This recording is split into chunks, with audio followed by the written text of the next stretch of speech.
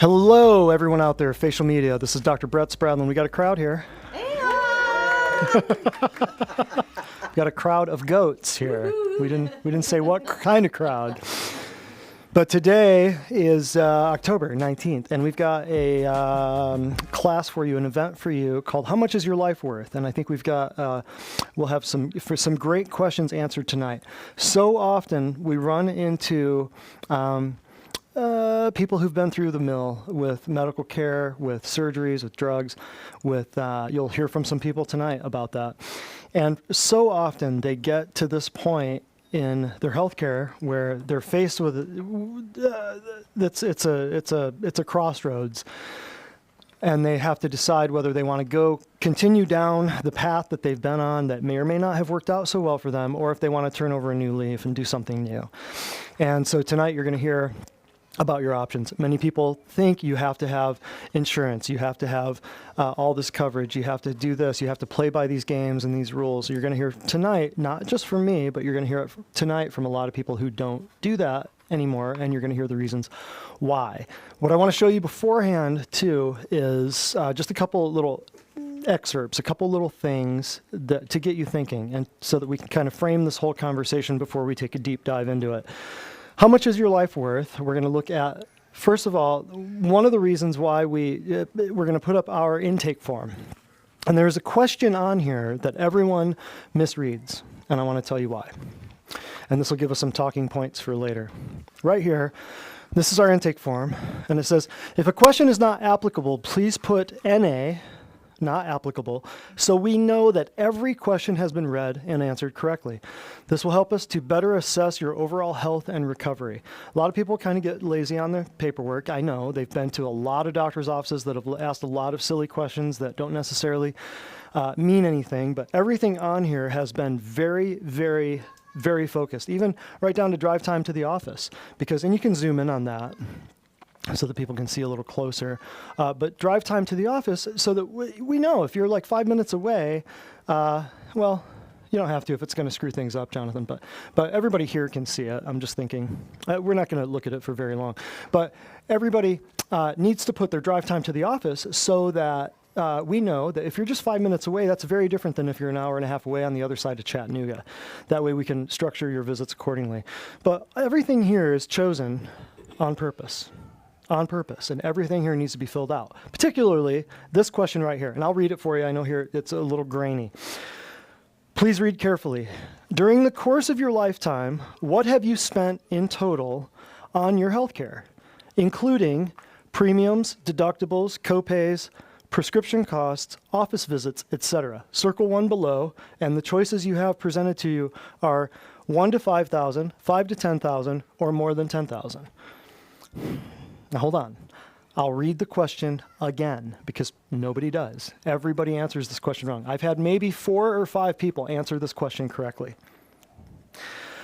During the course of your lifetime, okay, what have you spent in total on your health care, including premiums, deductibles, copays, prescription costs, and office visits?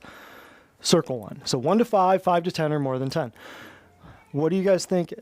Which is the most frequent answer? Answer 1, answer 2, or answer 3? Answer 1. Who else? Anybody? 1. Why would it be 1? And tell me, it would be, people are saying it would be answer number 1, 1,000 to 5,000. Why, Charlie? Because I don't have any health issues, so I haven't spent a lot of money on my health. Because they don't have health issues and you wouldn't spend a lot of money on your health? Right. Well, but if people are coming here at the end stage of a lot of stuff, they're not in good health. They've already spent a bunch of money on their health. So the most frequent answer to the question, anybody else? Why would people answer number 1? Forget the premium. Huh? Forget the premium. They forget their premiums? Sort of true. And when I first came up with this question, it wasn't meant to trick people at all. It was like a give me question. But what I found out was nobody answers the question correctly. And I figured out why. And it took me a long time, but I figured out why. Anybody else? People didn't realize it was lifetime. People didn't realize there was lifetime. That actually, lifetime came later. Lifetime came later. It used to say, with your current conditions, I think is what it used to say. With your current conditions, what have you spent on your health care? People still answered the question wrong. Why are people getting the question wrong? Is anybody tracking with, during the course of your lifetime, what have you spent on your health care? Well, during the course of anybody's lifetime, what answer would be right? 1, 2, or 3? 3. More than 10 grand. Have you ever had a kid? Have you ever had a baby? Have you ever had stitches? Have you ever broken a bone? Have you ever gone to an emergency room? Cracking the door in an emergency room costs you 4 grand. Those stats are from years ago. So can someone please beat the children properly? Because it sounds like somebody's doing it improperly. Good grief. No, you got a minute. So everybody's healthcare will be more than 10 grand. See, that was a gimme question. You know what I mean? That was a total gimme question, but what I found out was everybody was answering which one? This one. Now, why? Why would everybody answer that question when you know that's wrong? Because down here, just to give you a little overview, right here, please list your top health concerns, and then here, any other treatments or health concerns you have, or any other, what previous treatments have you had for these health concerns, like physical therapy, surgeries, boom, boom, boom. Are you under the care of anybody else? Put your doctor's name. Current medications, nutritional supplements. So all of this right here, if you look at all of this, that people fill in, because all of this is very important, if they've got weight issues, depression, diabetes, insomnia, anxiety, Crohn's disease, and they've got 6 symptoms here and they're on 4 meds, what does that tell you about this number? This number right here, what does that immediately tell you? Huh? Come on, engage with me. Come on, you guys got this. What does that immediately tell you? Panel, what does that immediately tell you? The answer is, they always answer 1, but if they've got all these problems and they're on 6 or 8 meds, I know that they're already past this 1 number, right? So why are they still answering this number? What do they think the question says? How much? Say it again. How much you paying out of pocket? So what does that immediately tell you about that question? They're reading it one way, they're hearing it in their head another way, because why? What programmed it? Why are they hearing it here but reading it differently? The insurance companies are setting them up that way. Exactly. I realized 4 years into practice, I thought everyone that we deal with is a mature, responsible, literate adult. But why are they not answering this question properly? I could not figure it out. And then I realized people are thinking, what have you paid out of pocket? That's what they're thinking the question means, or that's what they're thinking the question is asking. Does everybody get that? Years and years and years of conditioning is setting them up to think, I didn't pay for that. I didn't pay for my health care. My insurance paid for it. Well, who paid for your premium for access to the insurance? Who paid the premium? You did. See? It was mind-numbing. I was blown away at it. Does everybody get this? Premiums give you access to the care. Then you still have deductibles that have to be met in order to access the care that you thought you just accessed with the premium, right? Then you still have copays, and then you still have prescription costs. We won't get into all the nonsense with the insurance. But years and years and years of people doing that, they think out of pocket is the only expense when it's taken out of their paycheck before it goes into their bank account. See? They're not even tithing on it. It's just getting ripped out of their paycheck because they don't trust you to pay it ahead of time. They don't trust you to pay it properly, so they take it out of your check, give you a tax break. It saves you a couple bucks, and you think you're getting a deal. Then you're paying premiums, deductibles, copays through the waz. Then you get a $5 copay at the end of all this nonsense, and you think you got a deal, right? That's the programming. Insurance companies are setting it up that way, so you think you're getting a deal, okay? So then I came up with this. Next slide, pretty please. So it took me forever to figure that out. I could not figure it out. It was the bane of my existence. Money over time, money over time. If you've been a patient here, which all of you are, you've seen these on the walls in the treatment rooms because I refer to them constantly. I came up with this. I don't know. I got to patent this or something, trademark this thing, copyright it. Money over time in medicine. You get a drug, usually it's free, by the way, it starts out, or you're told it's free, right? And let's refer to this. We're going to talk about this with the panel, okay? We've got a couple families going to talk about this. At the beginning, you think it's free, whether it's Obamacare, Medicare, Medicaid, whether it's free health screening, whether it's a cancer check or a free cholesterol check or a free blood pressure check, right? It starts out free. Then you get a drug, you get a symptom, you get a side effect from that. You're going to a specialist, you're getting a camera in some orifice of your body, and then you've got a surgery, routine thing, and then you've got more stuff. Yes or yes? Yes. Is that how it goes? I'm not making this up, right? Is that true, panel? Yes? Okay. Natural health. We put divine design natural health, but natural health. As long as somebody's going to a natural health physician and they're getting better, I'm all in. I just happen to think that we do it better than anybody else, right? Right, Andrea? Right, Jane? Right, Amanda? I just happen to think we do it better than anybody else. But at the very beginning, it's not free. Nothing in life that's worth anything that's given to you, it will be free. That's why the shots are free. I won't get into that right now. But at the very beginning, there's a cost involved. It is not free, right? But then over time, you learn how to eat. Then over time, you get better. Over time, your supplement program comes down. The frequency of your visits decreases. And then all of a sudden, before you know it, your symptoms are gone. You're feeling better. You're off whatever poisons you were on, and you've got your life back, which is what we're going to talk about toward the very end. Like what some people have done when they first came in and said, well, I can't afford this. I've had people on Medicare, Medicaid who came in, fixed income, said, I can't afford this before we even get started. That's like going and having a grocery cart full of groceries at Publix and just wheeling into the checkout line. You say, well, I just can't afford it. I mean, that would never happen. And you'd never say that to a surgeon. You would never say that at the emergency room, right? But for some reason, it happens. So over time, your affordability increases. It gets much, much, much more affordable. Everybody's, nodding, right? I know this is a total paradigm shift. I know this is totally different than what we were always taught about having the golden handcuffs and make sure you go to college and get a good job and get good grades so you can, so that you can get good insurance and this and that. I know I wore the golden handcuffs for a long time. This is the other thing that you have to understand.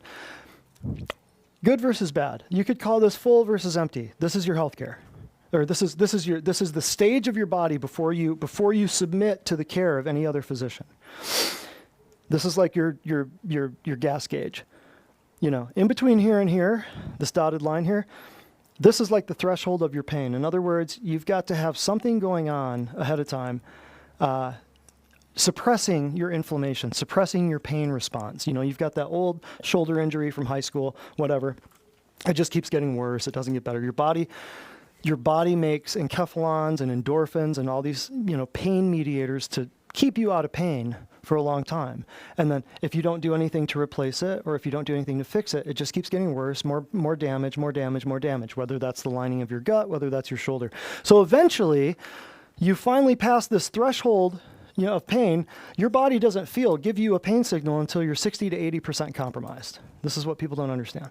So between here and here, you're not feeling anything. You're thinking everything's okay, right? But then you hit this threshold, and now you're in pain. That's when people start chucking ibuprofen and Motrin and Anacin and Tylenol and everything.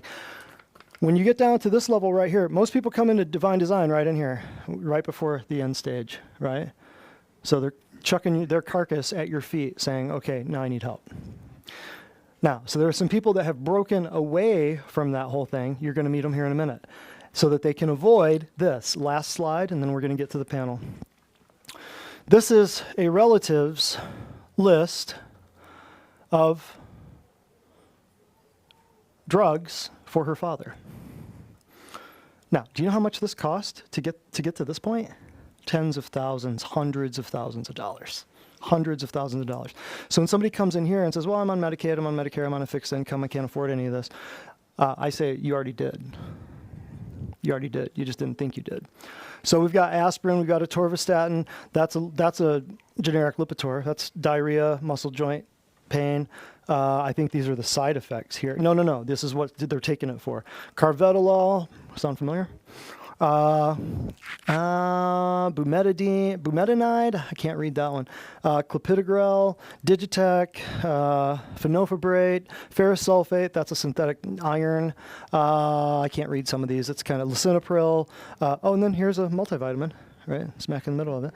Nitroglycerin, ProAir HFA, Stolta, Respimat, and Trazodone. So that right there takes a lot of money. That right there, that's typical. That's just from a relative of mine.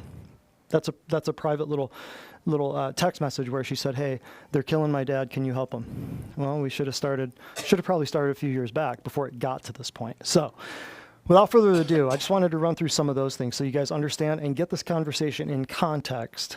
So we have some talking points. So welcome up to the stage, the Gilmore family consisting of Charlie and Ashley, and the Seals family consisting of Devin and Andrea. All right. We dressed alike today because she works here. We coordinated that. So who would like to start and give us a little, I'll moderate everything and we'll keep everything flowing and going up here. So who would like to start on what you're back, and we can just switch the background to the logo, Jonathan. Who would like to start on what you've been through health-wise, what got you to this point? You want to go first? Brief overview, yes. Okay. I'm Charlie Gilmore. That's my wife, Ashley. We have 3 children, and we have a 4th on the way, or so I'm told. So anyway, I want to go over some of the history of where we got to where we are right now, and I jotted down some notes. Hold that so I can read it. Thank you. So we've had insurance right up until 2017, and we're paying the monthly premiums, and there was a deductible. So the monthly premiums for the family was $450 a month, okay? And then the family deductible was $11,000. So if you do the math, that ends up being about $16,400 out of pocket that you pay before they take over 80% of whatever bills that you have. $16,400 before the deductible. Yes. Yep. Okay. And, I forgot to tell you guys, there's a board behind you with markers there. So if anybody ever feels like drawing out some figures, feel free. Okay.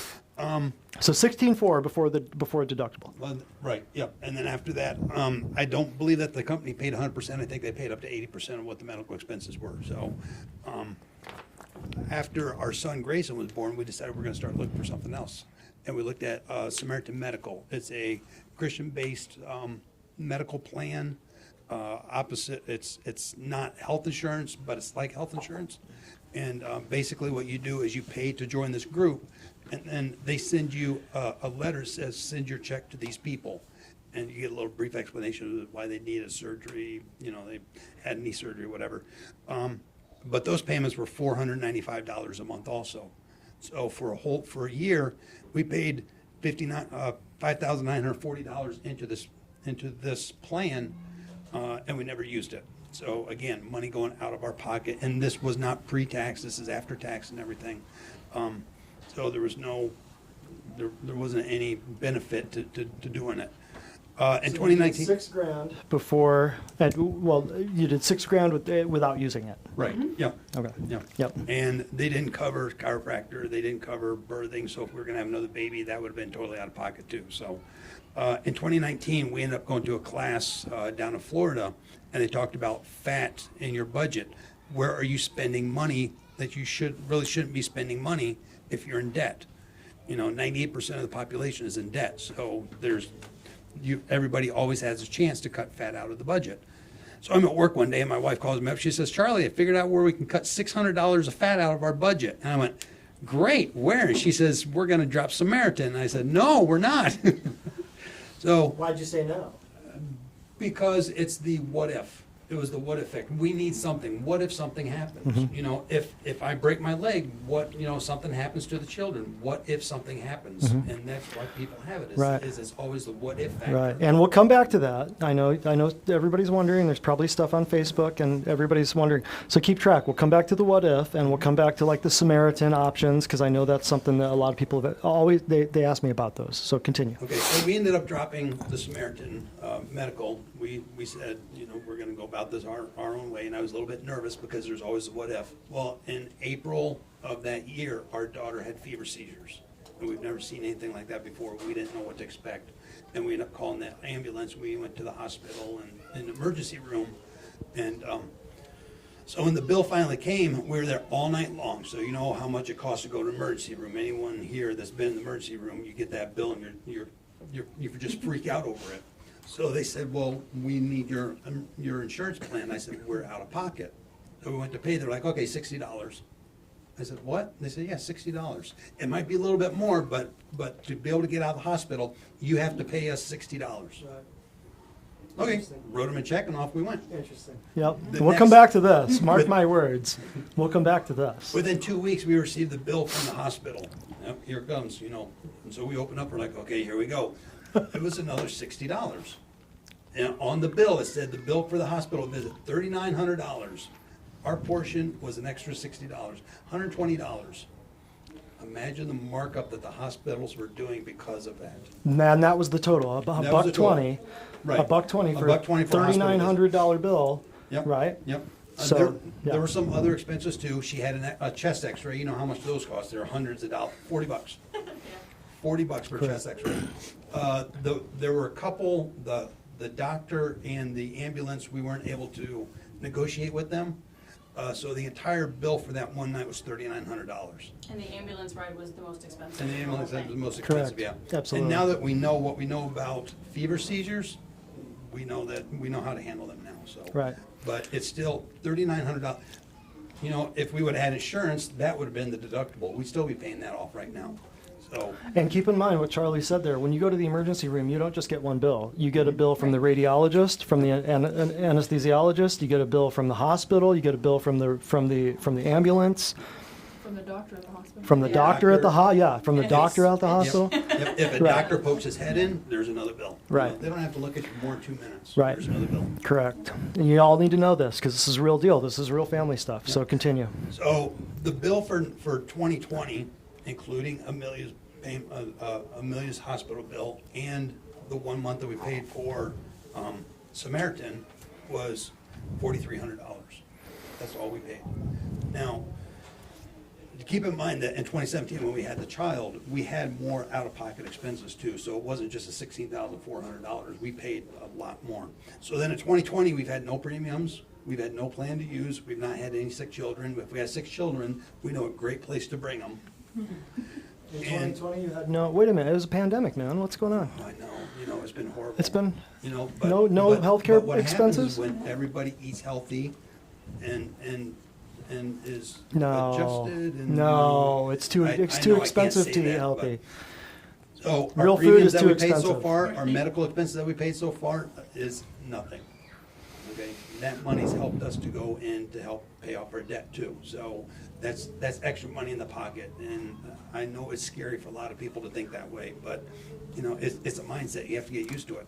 When Ashley first mentioned us that we go to what we're gonna be doing, she said, I didn't have insurance from 22 to 28 years old.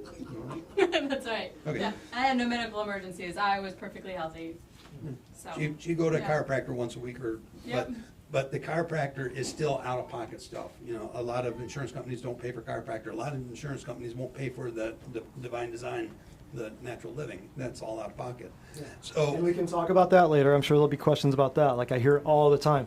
The phone rings. Do you accept Blue Cross Blue Shield? Do you accept Cigna? Do you accept Aetna? Do you accept Humana? Do you accept my insurance? Fill in the blank. You don't want us to accept your insurance. I promise you. That's why we don't.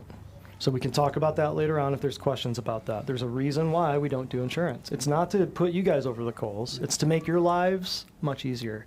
So one of the things that happened was the company I work for is having open enrollment for their insurance in November 1st through the 15th. I'm sure everybody here has open enrollment. So I clicked on it, and there's a video to start with, and the video says, I'm paraphrasing, but basically talked about, Obamacare, affordable health care, no matter what you call it, they're called different names. They said the individual mandate, because the individual mandate, you must have insurance. Okay, we've had that hammered into our head since 2008, I think it was. You must have insurance. President Trump signed an executive order saying you don't need the individual mandate anymore, so you do not need insurance. But because of Obamacare, everybody thinks you need to have insurance. So I did some numbers. I took the different tiers that they have, and the best tier that they have was still $484 for our family. But the deductible is, if you're in plan is $1,500 deductible, and out of plan is $3,000. The next tier down, in plan is $2,800, out of plan's $11,000. So you may have insurance, but the doctor you're currently going to may not be in plan. So guess what? It's going to cost you more money. So you're still limited to where you can go with your insurance. Once you reach your deductible, it resets every year. Yeah, it resets every year. Yeah. Beautiful.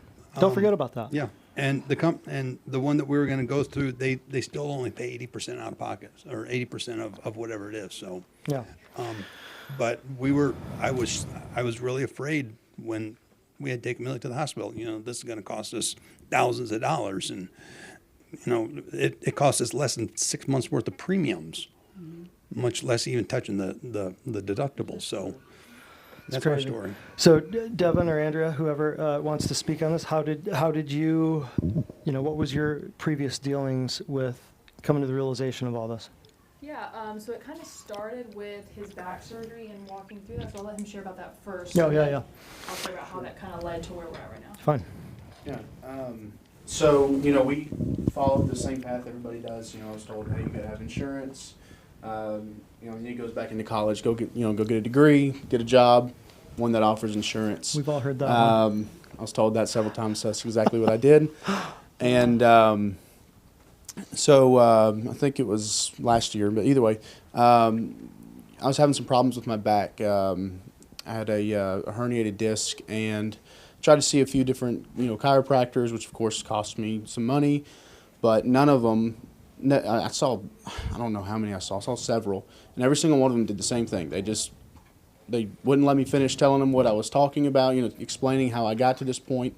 They just immediately tried to get me on their table, do 3 or 4 different movements, and never did anything to get to the root. Why did this happen? Did they try to do different therapies? They all did almost the same thing. Like different, like ultrasound or like heat or diathermy or like. Yeah, there was some.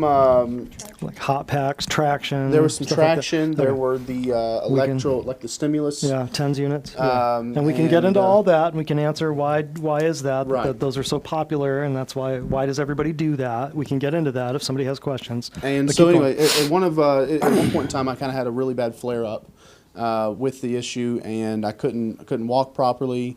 And again, going back to what I was saying about where I was at with some of these other ones, they never, because like I said, they weren't going to the root of the problem. Not a single one of them ever talked about nutrition or taking supplements, right, or anything of that nature. It was all.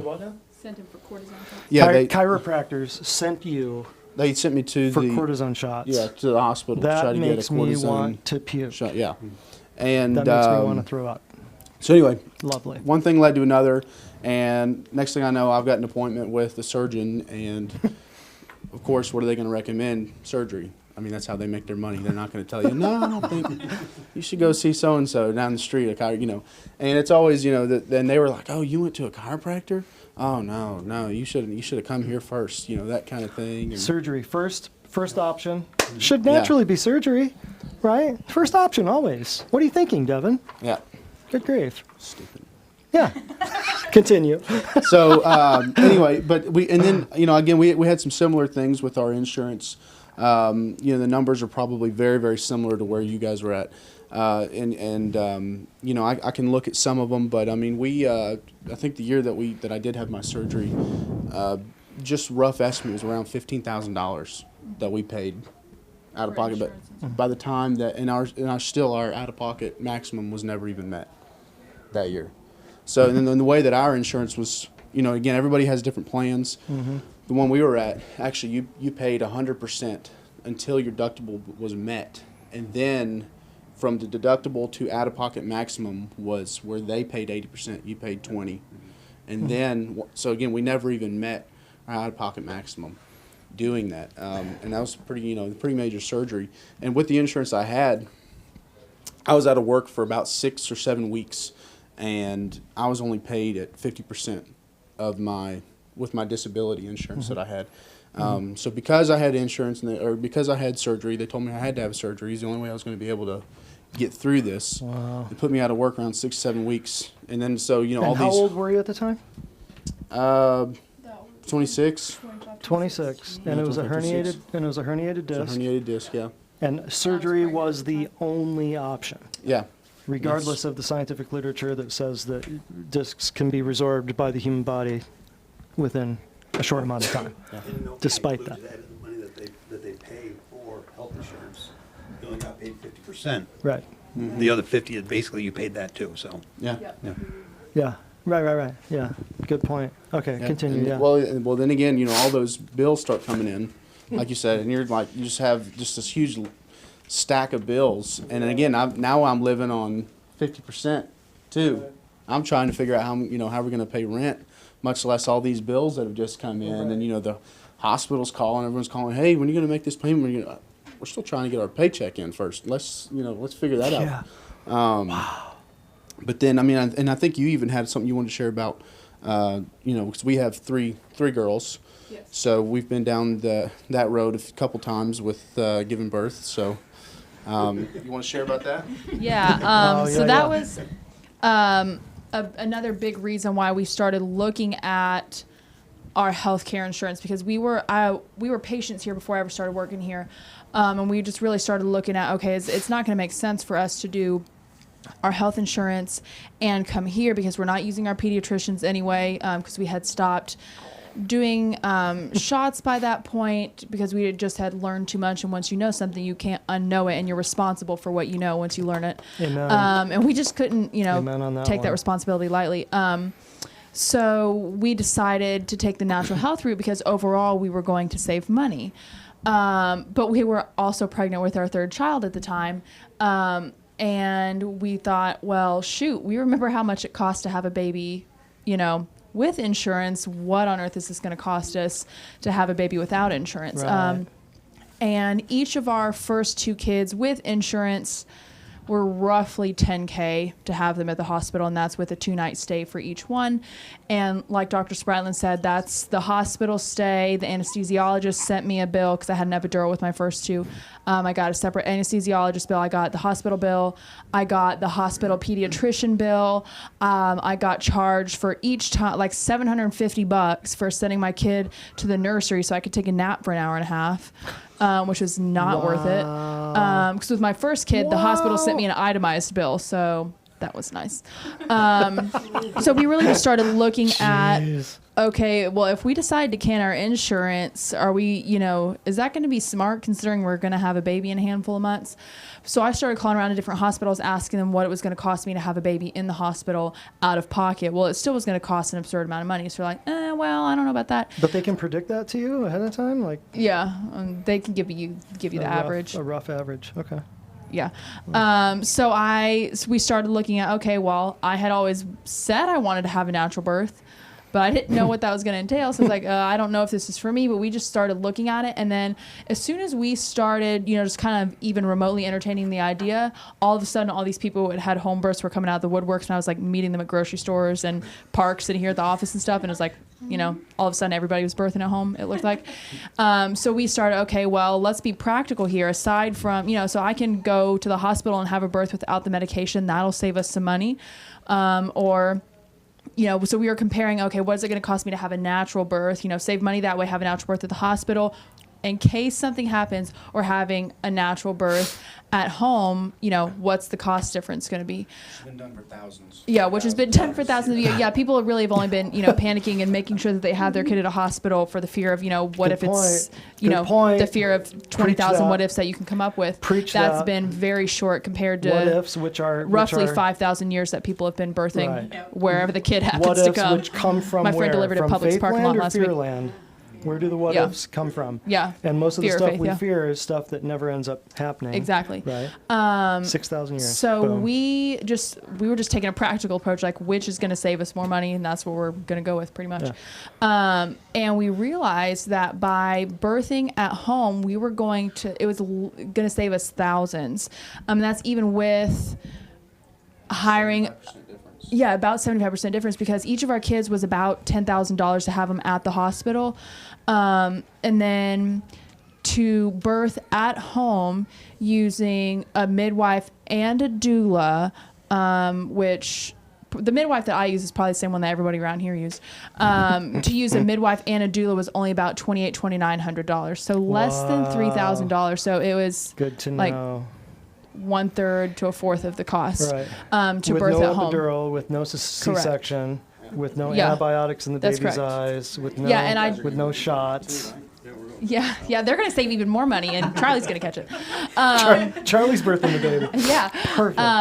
Yeah. So we just decided that if we weren't going to utilize the drugs, because again, I had epidurals with the first two, but I didn't know then what I knew now. I knew that I, wanted to be able to say, hey, I accomplished something without an epidural. And then the pain came and I was like, epidural, please.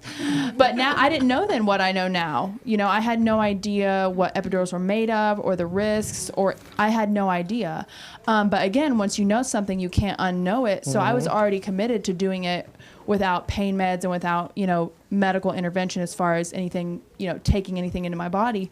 But we still had that fear of what if. But then the Lord was just dealing with this, like, are you going to trust me or are you not going to trust me? And he has done that with us a lot throughout our marriage. Like, I'm your Jehovah Jireh. I'm going to provide everything that you need, whether that's the groceries, when your husband's on 50% disability, or if that's an unexpected check in the mail or a refund, from insurance or whatever. Not that happens very rarely, but, whatever it is, the Lord throughout our time as growing our family has always shown us, like, he is Jehovah Jireh, he's going to provide. So he said, well, are you still believing that? Like, do you actually believe that, or do you just tell people that? So we're like, well, I guess, we have to kind of put our money, Yes. proverbial money where our mouth is. So Yeah. we decided, well, we're not going to continue making a decision based on the fear of what if our kid falls and breaks their arm, what if our kid wakes up and all of a sudden, has 3 eyeballs, or, all these crazy things that people come up with, like these outlandish things that you might know 1 in 2 million people that it happens to. And you think, well, what if that's me? I have to, continue stay in bondage and making these, decisions out of fear. But we decided that we weren't going to do that anymore. We were just going to place our trust in the Lord, and that if, and probably when, a what if situation pops up, we're going to trust the Lord to provide for that situation. Heaven forbid something terrible happens and one of us is in an accident that requires any kind of reconstruction, or, an arm is lopped off or something really crazy, that is outside of what we were financially prepared for. Okay, well, we'll cross that bridge when we get there, and we'll trust the Lord to provide not only, finances if and when something comes up, but to provide supernatural healing, and to provide all that stuff. And we weren't going to continue throwing away our money for something that we were getting zilch out of, but we are going to go the way that, like my husband said, people have been doing it for thousands of years. And we weren't going to let fear creep in, like, what if our baby comes out not breathing, or what if I bleed, or what if this, that, or the other, because we knew that our midwife was trained to handle that, and that she had more contingency plans than we could have ever even thought of. And at the end of the day, even if our midwife, was completely incompetent, the Lord was going to be with us. Out of curiosity, so we couldn't keep throwing our money on fear. Which pregnancy, 1, 2, or 3, out of curiosity, which one was the easiest? The easiest recovery overall, and the easiest pregnancy would have been my third. I was a patient here. Why I do was you think eating that right. was? I mean, I was eating right. I had adjustments here. I had weekly detoxing here. I wasn't taking medications. I was not, the birth even itself, while it was not a fun time, you know, I'm not going to lie about Yeah. that. That was not fun. However, the recovery from birth was much more like emotionally comfortable, much more physically comfortable. Right. Labor time is shorter. Oh Right. my goodness, much shorter. It was hours and hours and Yeah, my water Yeah. broke at like 2:30. 8 hours later, I Point was is, given a baby. the Yeah. point is that pregnancy doesn't have to be a horrible, No. horrible experience. Well, active labor It- was what, 2 hours? Oh yeah, only 2 hours. And It doesn't have baby to was done. be. Yeah. I've heard so many people come in here and they never want more kids. It was horrible. You know, the epidural, they couldn't find the place, and you know, I was in Yeah. labor for Yeah, that happened the 48 second time hours, to and me. then you know it happened. You know, and then all of a sudden, you mentioned to them, well, how were you eating back then? How many drugs were you Yep. on? What were you? You know, and then all of a sudden they start eating right, and their body Oh, yeah. trims down a little bit, and they're doing better. Yeah. Their ligaments or muscles are feeling Yeah. better. Then they get pregnant, and guess what? They have the best pregnancy they ever Yeah, had. and I didn't have to keep paying for follow-up OB visits. Oh, I yeah. was back down Yeah. to less than my pre-pregnancy weight, yeah, but less than 3 months after I had Sadie. yeah. And I know that's something, you know, that people struggle with. And if I Yeah. would have, that wasn't the case with my first two. It took me longer, you know. to get Postpartum healthy. depression, Yeah. huge thing with women. Yep. Guess what? It doesn't have to happen. Nope. Postpartum depression is mainly a nutritional thing, and you're going to be told it's hormonal and it's you need these drugs, these psychiatric medications, and this stuff. Garbage, complete and Yeah. total garbage. So you had mentioned, well, and Charlie, you had a question or you had a comment. You were going to say something. Well, it was the what if. Back, I worked up in Rochester, New York, and I'd slam my finger in the door of a minivan. So I had to go to the hospital for it because it needed stitches or something, and they wanted the insurance from the car, not my health insurance. And I think that's where I first started seeing. Well, I was dumb enough to stick my hand back in the door before it closed, so use my insurance. And they said, no, we need the insurance from the guy that owns the car.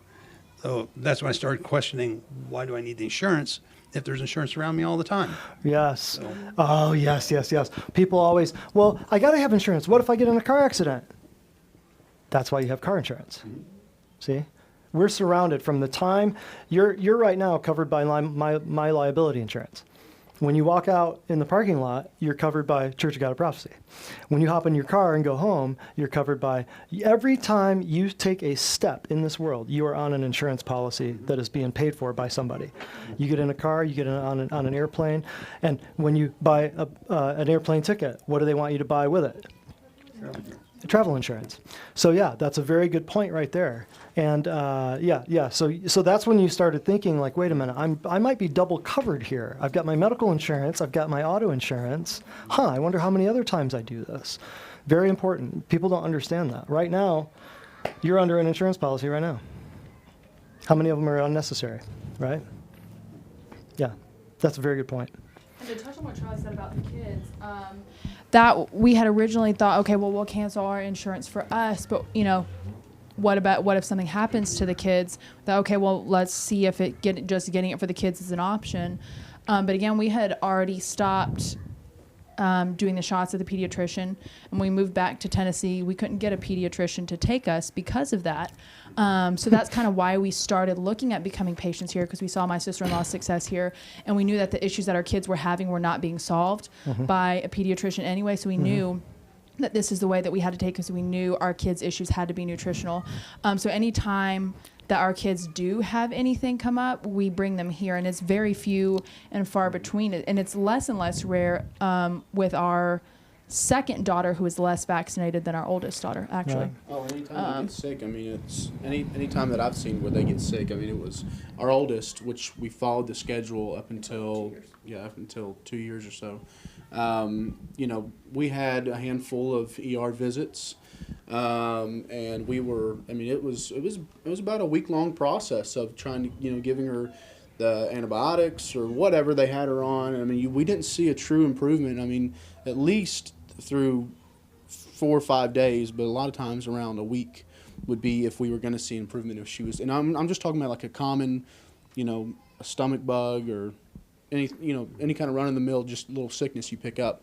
And as you know, our second one, she has a, you know, like you said, I've seen a quicker recovery time in her, and our third is, you know, she's still pretty young. She hasn't even got sick yet, but our second one, I mean, I'm talking about sometimes it's hours. Yeah. I mean, this happened more than once where she's gotten sick. She picked up something, was throwing up. Yeah. We called Dr. Brett here, and we talk about a few things. Sometimes we bring her in, and hours later she's back to her normal self. And you're going, was that a fluke? No, it was. What was this? No, but it keeps happening. I mean, I say it keeps happening. She actually doesn't get sick very often, but it's happened more than once. Is my point. Yeah. Where the recovery time is just, I mean, it's exponentially quicker. Yeah, and with medicine, you guys both raised a good point here. With medicine, see, you're always relying on specialists. You're always relying on, you got a pediatrician for a kid, you've got a cardiologist for any heart thing, you've got a liverologist for any liver thing, you've got a bloodologist for any blood thing, you've got a kidneyologist for any kidney thing. You don't need, and then you've got OBGYNs for any OBGYN things, right? And your insurance is getting billed separately. You're paying all these specialists. You have to get a referral from an FP or an internal medicine guy to go to a specialist. So there's a visit. See, the whole system is set up for you to really have no idea what the heck is going on, So all of these different specialists, I think quite often they don't either because They don't either.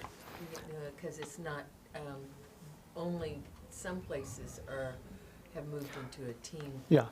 team That's treatment. and that's managed care, and that's HMOs and PPOs and things like that. So keep in mind that, like well visits, they're called well visits, but they're shot appointments. And you go to your OBGYN for your women's stuff, and you've got all these different doctors. You don't need to do that. What if you didn't need to do that? I know we've all been trained. We've all been programmed to think that we needed that, but we've all been trained and programmed that we needed golden handcuffs too. So speak on that for a minute. Like, what have you guys seen about not having to employ and trust dozens of other doctors or a handful of other doctors to handle, women's stuff or kids stuff?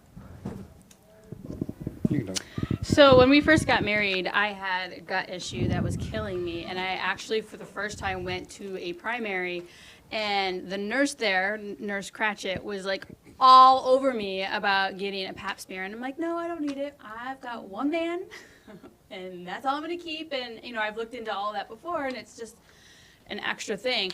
But she wouldn't let me leave without scheduling it, but I didn't because I'm a redhead and I'll win. But I don't like to be dictated to. I don't want somebody telling me what I need to do, what procedure I need, even though I'm sorry. Yeah, and even with children, they tell you what they need, when they need it, and how they need it. But they don't need it, and insurance a lot of times will do that. So like in your Blue Cross Blue Shield, it'll say it is time for whatever it is, your colonoscopy or whatever. And so yeah, and They so, schedule yeah. it for you. Yeah. Just don't tell me how to deal with my health. I'll take Yeah. care of it. Yeah. But yeah, so that's another thing when you have insurance is that they'll tell you or drop you. A lot of people, they'll drop you, especially if you're on like any Medicaid, Medicare for your children. If you don't follow their rules or the vaccination schedule, whatever, they'll drop you like a lead ball as soon as they can. Right. So. And we've spoken about this a number of times. Medicare is coming up with ways to test your urine and your feces to make sure that you're taking your meds. And if you're not taking your meds properly, little discs that go in your toilet, these are already out there. Little discs that go, so if you're not taking your meds properly, you won't get government assistance. You won't get your Medicare. You won't get your Medicaid. Just like we know, if you're not taking the shots, you get cut off from any type of assistance. So you do not want to be dependent upon the system. I can assure you. If everything happens, the grid goes down, the lights go out, something breaks, bad guys take over, civil unrest happens, you do not want to be the guy that is standing in line at the pharmacy saying, I need my meds. You just don't. You don't want to be dependent on the system. One big Good thing point. That we noticed, when you watch a little bit of TV that we watch, there's so many pharmaceutical, and don't forget your shot, it's wellness time and everything. And the reason they're doing that is because during the coronavirus, or whatever you want to call it, the pandemic. That's fine. That's better. Yeah. The number of wellness visits for children dropped dramatically. Well, when that dropped, the number of SIDS dropped dramatically also. Yeah. So parents are starting to see a correlation. I really think Correct. parents are seeing a correlation there. Why am I Correct. shooting my children up with this stuff? Because I need to do it because I have insurance and it's free. I don't have to pay for it, right? Right. Yeah. Yeah. Nothing that's free is anything that you really want. Think about it. Everything has a price tag attached to it. When was the last something free that the government gave you, that was good for you? I'll wait. Anybody? Anybody? Anybody? I don't know. Very good point. Very good point. All right. What? Well, so speak on what have you learned about? That's the story behind both these families on how they kind of distanced themselves from the whole thing, realizing that you were saving a bunch of money. But what was the outcome? So you got rid of insurance. What did you do instead? And this doesn't have to be a big advertisement for here. Right. I'm just saying, what are the things that you did, the things that you learned that made you more confident in your decision? Well, And- I and want the to bring up outcome of it. another story. Basically, not trust doctors is the big thing that we've learned. When Amelia had her fever seizures, the doctor in the emergency room prescribed her amoxicillin. Powerful antibiotic. Yep. So we went to the pediatrician the next day, and he said, "Well, did she get prescribed an antibiotic?" And we're like, "Yeah." "Oh, well, she has an ear infection. The antibiotic wouldn't have touched it." So if we would have ran home, grabbed the antibiotic, and given it to her right away, she would have started becoming Resistant. resistant to the antibiotic. Yeah. So doctors are good for. This is my own opinion. You can take it with what's worth. Maybe fixing a bone. Emergency medicine. Emergency medicine. That's it. Yeah. Yeah, like people always say, well, I got to have a pediatrician. Do you know a holistic pediatrician? I hear this all day. No, I don't. Because here's the deal. Pediatricians, correct me if I'm wrong. Correct me if I'm wrong. And this isn't meant to ruffle any feathers, but it just will by its own nature. Correct me if I'm wrong. Pediatricians measure children, prescribe antibiotics, and give vaccinations. Am I right or am I wrong? I mean, you guys have been to pediatricians for years. Is that right? Okay. So if you can measure your own child, if you can weigh your own child, and you don't want to give them antibiotics or vaccinations, you're welcome. I just saved you on pediatrician visits and well visits, which are not well visits, by the way. So, And I bought an ear scope. You can learn how to look at your eardrum, whether it's infected or not. It's Yeah. so simple. yeah, I mean, come by here. I'll teach you how to do it. I mean, yeah, it's so simple. And so if people are always wanting like a holistic fill in the blank. I want a holistic OBGYN. I want a holistic, well, just by nature, and this is a big take home. Get this. People don't understand this. This is a big take home. Your insurance pays for two things: drugs, surgery, or procedures that lead to drugs or surgery. Can you think of any time when it did not in all of your experience? Okay, so if you don't want the drugs and surgery, you're paying for something that you're not going to use. I get people all the time coming in here saying, I went to the doctor and they just wrote a prescription. I went home, I threw it away. They're trying to sound smart, Yeah. but it's not smart. How much did you pay for your premiums for the year? How much did you pay for your deductible, your copay, how much did you pay for that insurance policy? Well, I've had it for 20 years. How much do you pay a year? Oh, it's about $300 a pay period.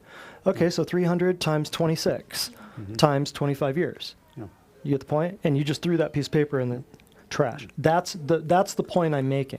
Tens of thousands of dollars go towards a system that's set up just for drugs and surgery, and people don't understand, and they want a holistic version of the drugs and surgery. It doesn't happen. There are no holistic drugs. I'm just here to tell you. Does it make sense? And you brought it up one time before, the doctors, they don't go after the cause, they go after the pain. Oh, my back hurts. Well, why does your back hurt? I don't know. Okay, well, we'll give you surgery for it. Right. Or, Right. they don't, well, why are you hurting?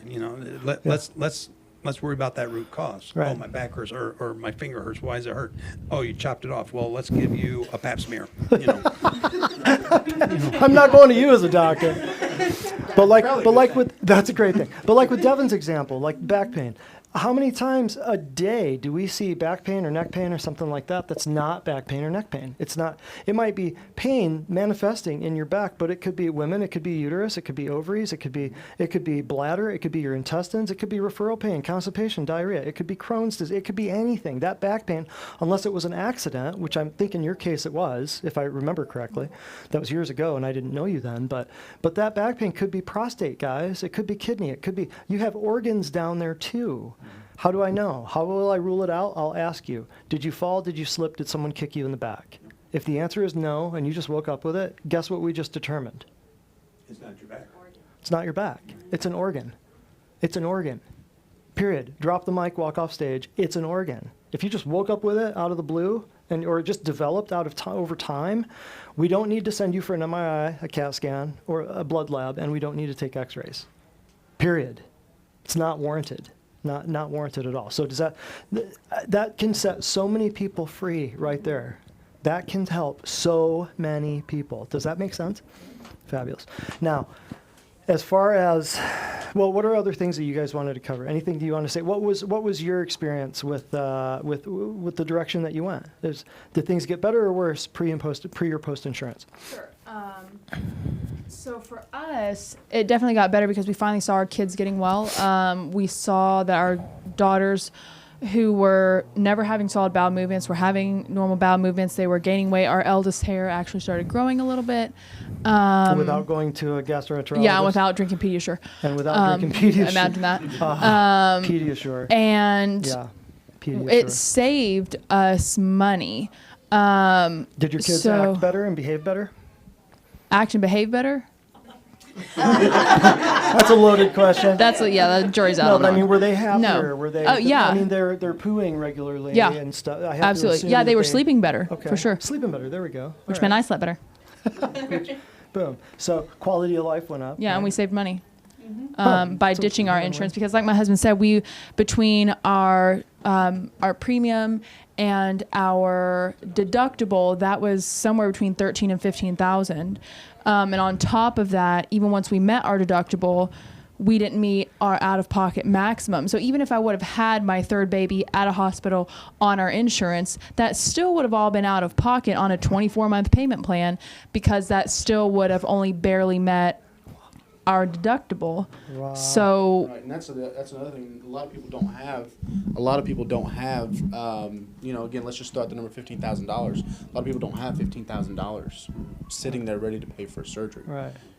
So what they do is they end up setting up a payment plan, which, and then because a lot of times a certain amount is due Exactly. right now, and if you don't Right. have that, well then we were younger and we would just kind of get a credit card or do something like that. Mm-hmm. Well, then you start paying interest at like 26% on, We're still paying for his back surgery, actually. and yeah, Wow.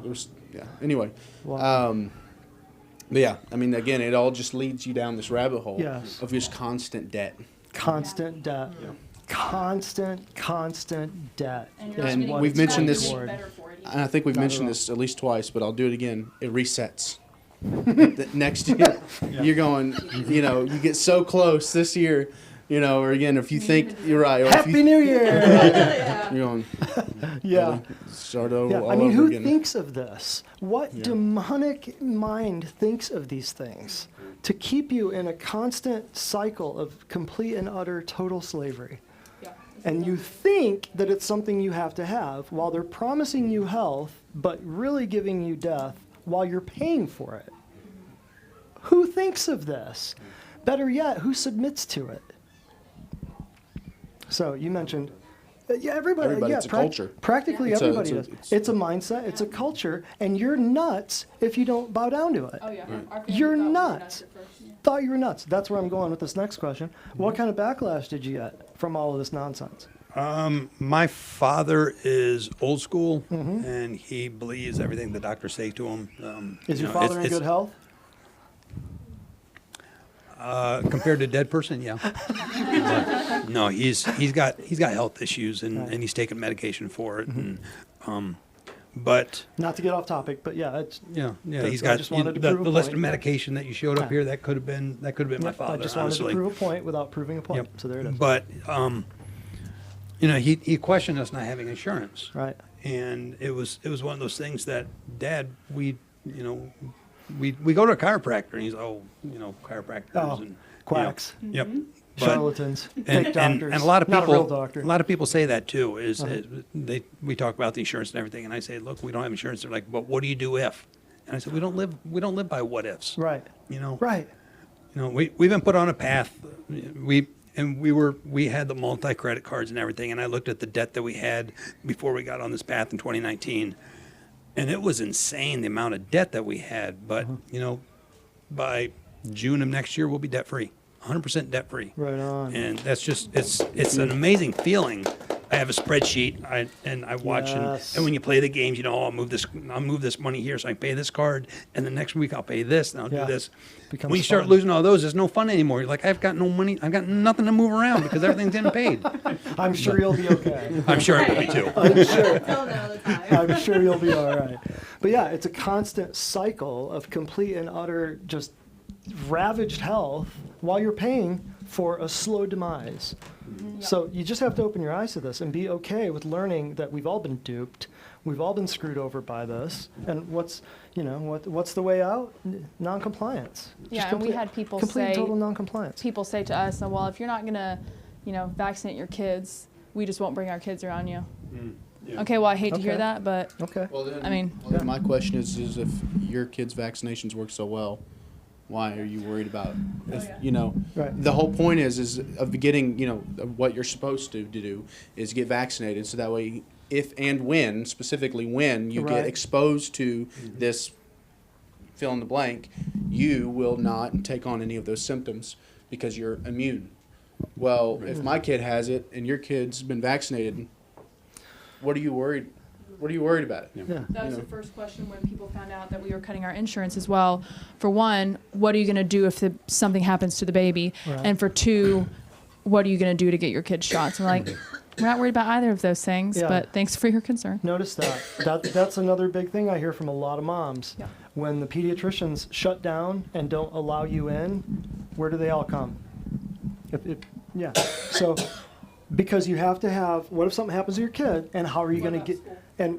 How are you going to get your shots? Yeah. Because how are they going to get in school? See, so they think they have to have a pediatrician because of that. Well, the truth is that the alternative actually ends up being, a natural approach. Right. We're not doing nothing. We are still doing something, but we are taking the Right. approach through supplements, good, healthy food, things that I never was taught as a kid. That, hey, these things can actually make you feel better, or help, Right. Help fight off things. And help Rebuild your prevent- body, rebuild your organs, Right. rebuild those ligaments in your back that Right. nobody told you about before they cut you. Right. Right. One of the big arguments I've heard before is, they're talking about your children aren't vaccinated, so you can't come around our children. Well, a response could be, well, are you vaccinated? Because all Yeah. your childhood vaccinations that you had, Yeah. they're no longer in your They're body, old. and so they're no good anymore. So You better get caught have you up. been? Yeah, you better get caught up. On the 72 vaccines that Yeah, everybody has to have by exactly, age 12. yeah. You got some. Yeah. I hope People you don't have realize- a long afternoon ahead of you. People don't realize that there are a ton of adults that aren't caught up on their vaccinations. Right. And I believe, don't quote me on this, but I believe it's Cuomo that's trying to set up a plan for adults to be 100% vaccinated. Yeah. Perfect. It's Yeah. coming. So it is And coming. Here comes the headache vaccines and the cough vaccines and the obesity vaccines Mm-hmm. and the diarrhea vaccines are just on the shelf. They're just around the corner. Just One I saw FYI. the other day. It was- FYI. Yeah. So so overall, your kids got better. Your health increased. Everybody got happier. Mama bear's happy, Papa bear's happy, baby bears are happy. So many times I get people coming in here saying, well, I can't afford this. I can't afford to eat healthy. I can't do this. I can't do that. But then the alternative, I look at what they spent, like on the sheet that we showed you. It's like you've already spent well over everything you're ever going to pay here, well over, and you're going to be healthier because of it. So I guess what I'm saying is, well, I just totally lost my train of thought. So when people come in and they say, I can't afford this, what would you say? What would you say to these people who think you're nuts, or who, and let's not talk about the shot topic right now, because if they're wearing a mask, then I don't need to wear mine because their mask works, right? Same thing. But we won't get too far into the vaccine thing. But if people think you're nuts, or if people say, what are you, how would you answer that? How would you fix that? How would you answer that? If they say, I can't afford this, or why are you doing this? Yeah, we initially, because like you showed in that chart, it's the money over time is reversed. And so at first you're like, well, I don't know if we can make this happen. But then again, when we started looking at our insurance, like, okay, this makes a lot more sense to do this than to keep doing the other way. Right. But we faced that at first ourselves, but then we just realized that we were going to be saving money. And and even when it came to the point of, there were times where like it made things tight for us, on some weeks or, when we were first ditching our insurance and doing things a natural route, we just decided that we weren't going to keep making our decisions based off of fear, or the fear of what if I don't have enough of this, or what if I don't have enough that, or okay, well, it looks like we've got, a little more month than money this time because we spent a little more on groceries because we bought organic.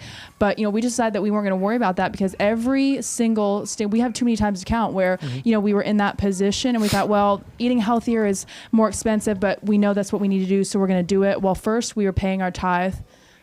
Second, we were doing what we knew the Lord was telling us to do, and He took care of the rest every single time.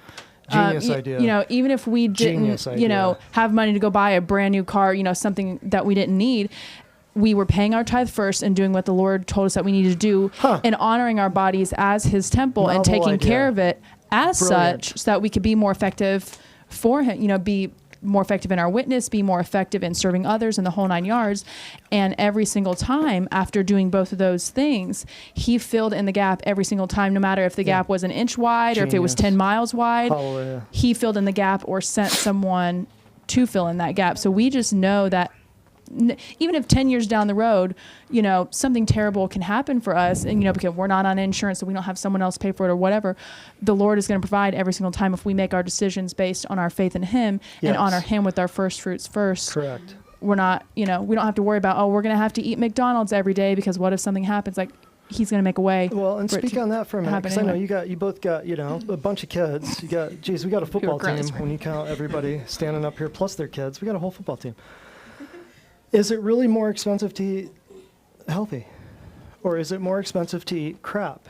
Answer that question for me, No, Ashley. so we have 3 kids and the 4th one on the way. And honestly, when my children eat like crap, they have eczema, they have hyperactivity, they have loose bowels. And so it is not worth it to fight and have to repair everything that we had worked so hard to get back to that point. And yeah, like, it was summer. You find a local gardener, find a local beef guy, talk to them. They'll cut you a deal. They want to help families to make it more, what's the word I'm looking for? Affordable. Thank you. Pregnancy brain. Affordable. They want to help families. And so, it's not worth eating crappy food for the misbehavior, the lack of sleep, the whatever's going to come from the side effects of eating high sugar, high fat, high processed dead food, Yeah. There's a tangible difference. Yeah. Well, the other thing is too that I noticed, and I was probably a little slower to come around to this. I mean, I'm not trying to hide anything here, but I mean, well, you can go to the. I mean, if we're being real, you can go to the grocery store. Let's just say now we did find other options, like you said. Right. We went to Mennonite markets or anything, local farmers, anything like those things are great options. Let's say somebody doesn't have that option. You go to the grocery store and you look at something that says it's organic and or non-GMO, and you look at some beefaroni, which tastes good. I mean, I used to think so, but anyway, apparently not. I don't know. And there is a cost difference, and you see that, and you add it up, and you go, I can't do this. But once you start doing this, one of the things I realized, took me a while, was you eat less food. Bingo. Actually, You're not getting up at 3 o'clock in the morning looking for something in the fridge. which I've done Really? countless times. Wow. So that saves you money because you're eating nutrient dense stuff and you're not eating chemically laden garbage that your body is constantly starving from inhaling. Right. And I can eat like Yes. one plate of food that might be, it would be a good, healthy meal. And as opposed to if I'm eating beefaroni that day, I'll eat at least 3 cans for one meal, maybe 4. Wow. Just saying. We're learning Just to a try lot to get me through. That was the past. That was the past. Right. But same thing with the kids too. Again, they're constantly coming back for snacks, which they snack anyway. But we do notice a difference with all of us. We don't, like you said, it's just nutrient-rich food. Yeah. It lasts Yeah. longer. It lasts. Genius. Yeah. Anything else, you guys? I know it's 7:20. You guys got dozens of kids you have to get home to and take care of. What would you say in closing? As far as, well, we got a couple more little bullet points that we want to go through. Let's actually hit the bullet points and we'll go through and see if you guys want to mention any of these or talk about any of these. So some of your takeaways, pay for health rather than premiums. Pay for your health. What do I mean by that? You can do detox, you can do saunas, you can chiropractic. It stimulates, I don't care who says it, it stimulates your immune system. Food stimulates your immune system. Food can also crush your immune system. If food can crush your immune system, can it modulate your immune system too? So some of the crap you're hearing on TV is saying that food does nothing for your immune system. It does. Chiropractic, same thing. If you do detox, we have methods here to speed up the whole process. So what would normally take 2 years takes 3 months. Or whatever, depending on the situation that you're in, how many drugs you're on, how many organs have been already ripped out of you, paid for by your insurance. So pay for health rather than premiums. Anybody want to speak on that? I think if people look at this, number one, look at what you're paying for premiums, and then look at what it costs to come here. Yeah, I think that's a big thing. I think you'll find that what you're paying for premium is going to be a lot more than the price for actually coming here. Yeah, and you're going to get things that will rebuild so many things in your body. Nutrition that's been around for 6,000 years. It's plants and animals.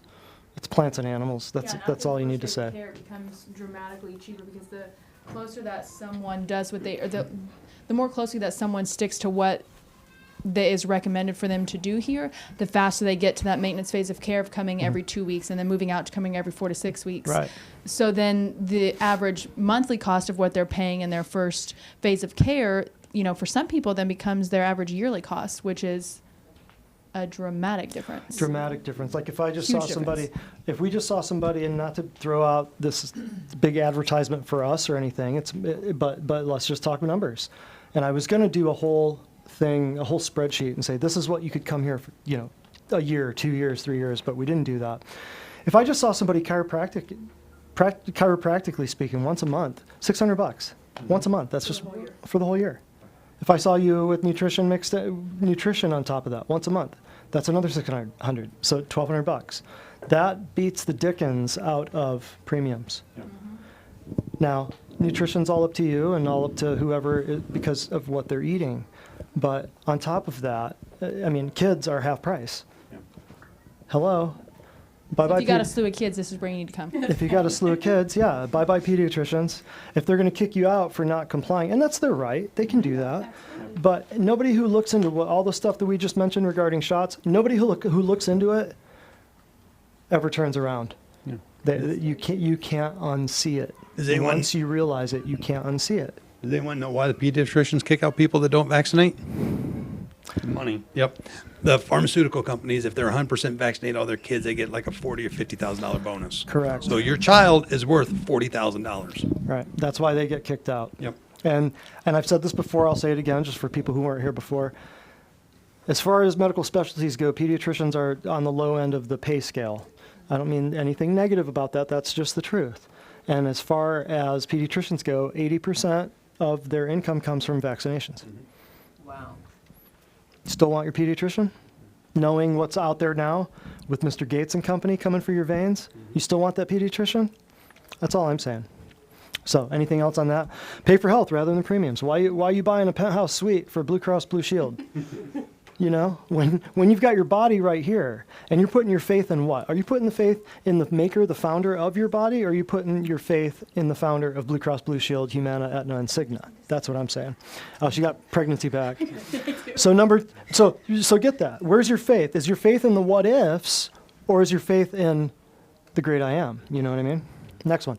Pay for nutrition to heal rather than drugs to destroy. There is no drug on the planet that has ever cured a disease. Ever in recorded history, there is no drug that has cured a disease. Best option, penicillin. I hear antibiotics, but that doesn't cure the disease. That kills the bacteria. Your body heals the disease. No drug has ever cured a disease and never will. They all have side effects. They're foreign to the body. Anybody want to speak on that for a minute? Yeah, I was up in New York for a couple of weeks, And my father was asking me about that, and I said, medicine doesn't cure the body. Right. You will never find a medicine because the doctors are not in the practice to cure the body.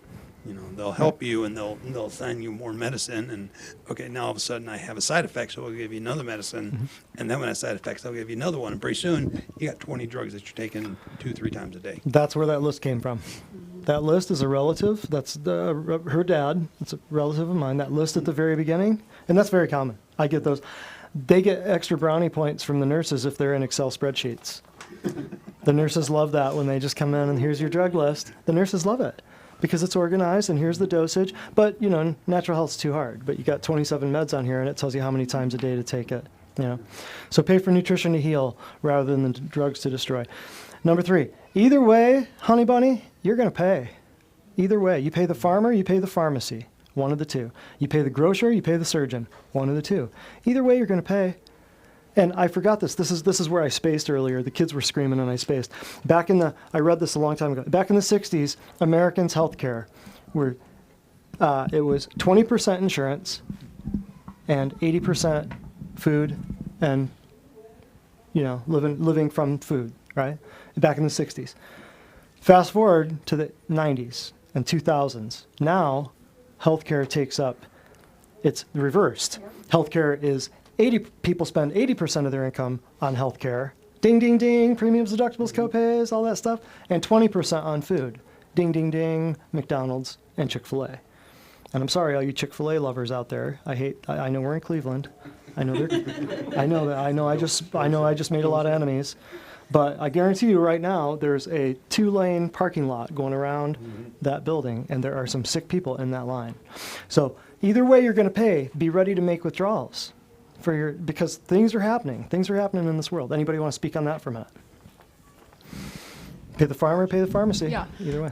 It just goes back, it touches on the point of the affordability of it, because if you are not, if you're paying for cheap food, you know, you're eating off the dollar menu all the time and taking your kids to get Happy Meals, you know, eventually that's going to catch up with you and your kids. And it doesn't have to take long for your kids. I mean, our eldest daughter was 2.5, 3-ish when we were taking her to pediatric GI specialists.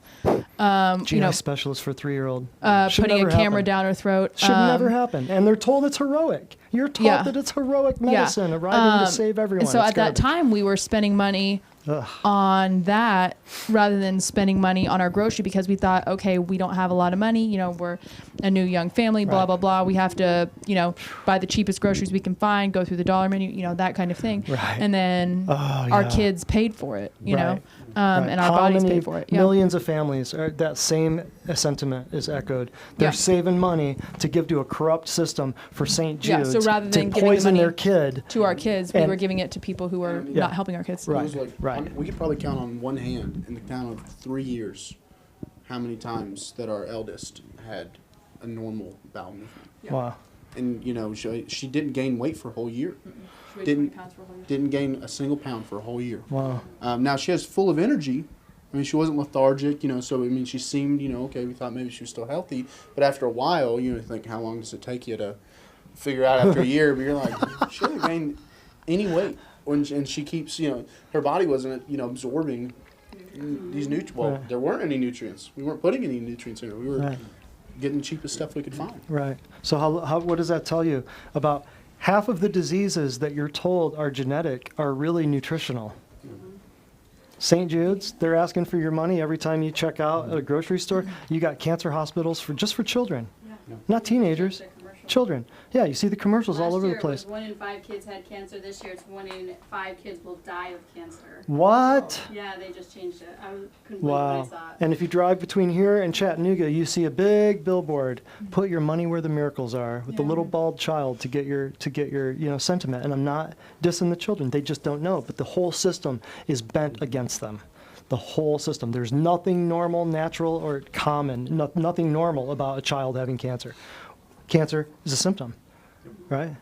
It's a symptom. You have to figure out where it came from.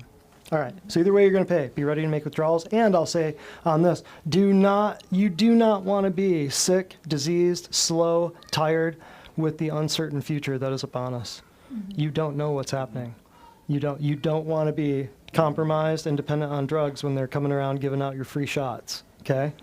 because, well, you don't want those, but you get what I mean. Because you're going to be running. You're going to be on the run. Outsource your life care. Number 4, outsource your life care to someone who has a wall of victories in their office.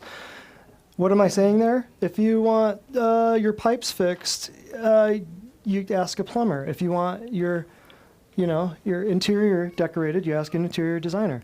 If you're going to a doctor and you're wanting health, if you're going to a medical doctor and you're wanting health or you're wanting holistic approaches, that's not offered in that system.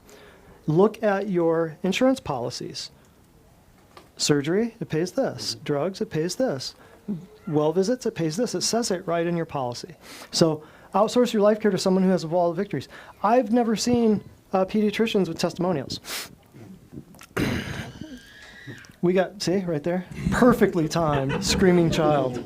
Perfectly timed.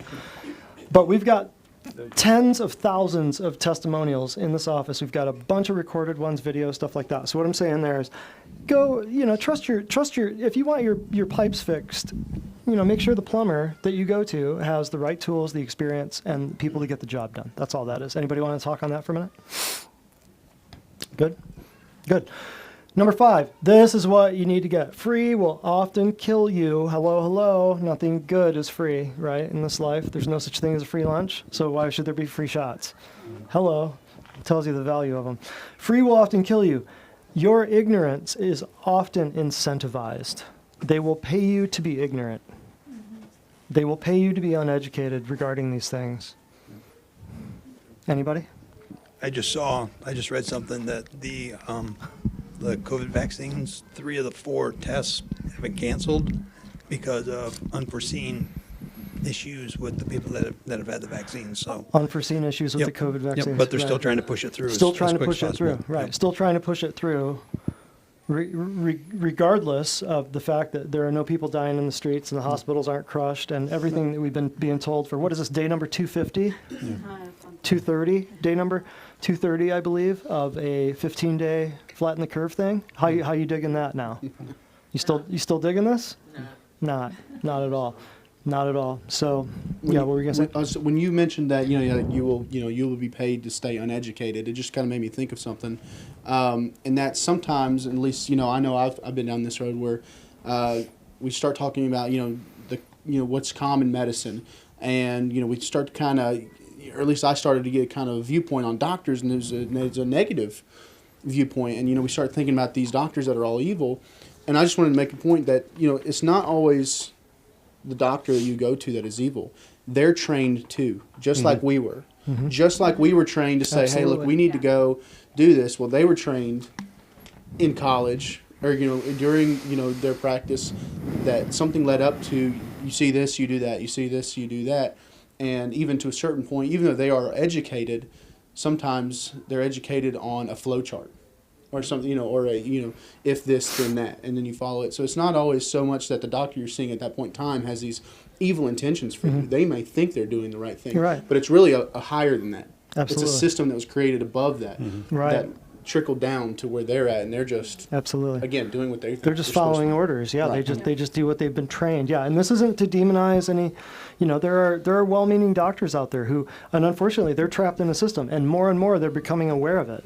More and more, they're trapped in a system where they know they can't help people, and it's not meant to say that all these people are bad or evil. Are there evil doctors out there? I'm sure. Are there doctor evils out there? Yes, there is. But are there are there bad chiropractors? A little joke. Thank you for getting that. Thank you for getting that. But are there bad chiropractors out there? Are there bad natural health people out there? Sure, absolutely. There's bad people everywhere. You have to understand that. But they're trapped, unfortunately, in a system that does not work for your benefit. And they're wisely opening up their eyes to it and figuring it out. And they're jumping off the ship. A lot of people are jumping off the ship from the medical field. So ignorance is often incentivized. Number 6, go where the action is. So these are your take-home messages. Go where the action is. What does that mean? We've got a lot of action going on here. We've got, and places that do some of the stuff that we're doing have people driving from hours away. There are people that are coming from a long way away. We're doing telehealth. We're doing a lot of great stuff here. So you don't have to actually be right down the street in order to benefit from us. And here's the deal too. I used to drive a long way to college. I used to drive a long way to a church that I went to. And I heard pastors say one time, hey, if the most of the people there were driving from a long way. If the church is alive, it's worth the drive. So if the place is alive, it's worth the drive. So if you're getting what you need, location is irrelevant. It's totally irrelevant. Because you can go right down the street. How many pharmacies in this town? Are any of them going to help you? No, not necessarily. So in an emergency situation, yes. Everything that you're seeing in American healthcare right now, the reason why the system is broken, has nothing to do with emergency medicine. It has to do with chronic, debilitating, degenerative diseases. Diabetes, cancer, heart disease, stroke, all of this stuff that's killing and maiming your aunts and uncles and cousins and grandparents. That's the American healthcare we're talking about. So you got to go where the action is. Are your doctors teaching classes? Are your doctors giving you books? Are your doctors having you watch documentaries? Are your doctors turning you on to more stuff for you and your family to know? No, they actually usually won't. A lot of times when I'd ask questions, they wouldn't answer them. They had to go. And they'd say, well, you can ask so-and-so at the next thing. So then I go ask to somebody, and they're going, I'm like, hey, they told me you would explain this to me. And they're going, huh? Or anything like that. I've had doctors before that I was sitting there trying to tell them something or get an answer to something, and they're literally got their hand on the door, backing out. And you're going, I'm still talking to you. And they're trying to, it's all about how quick can they be, how vague can they be. Because I wanted to take the time to ask questions, and, they didn't.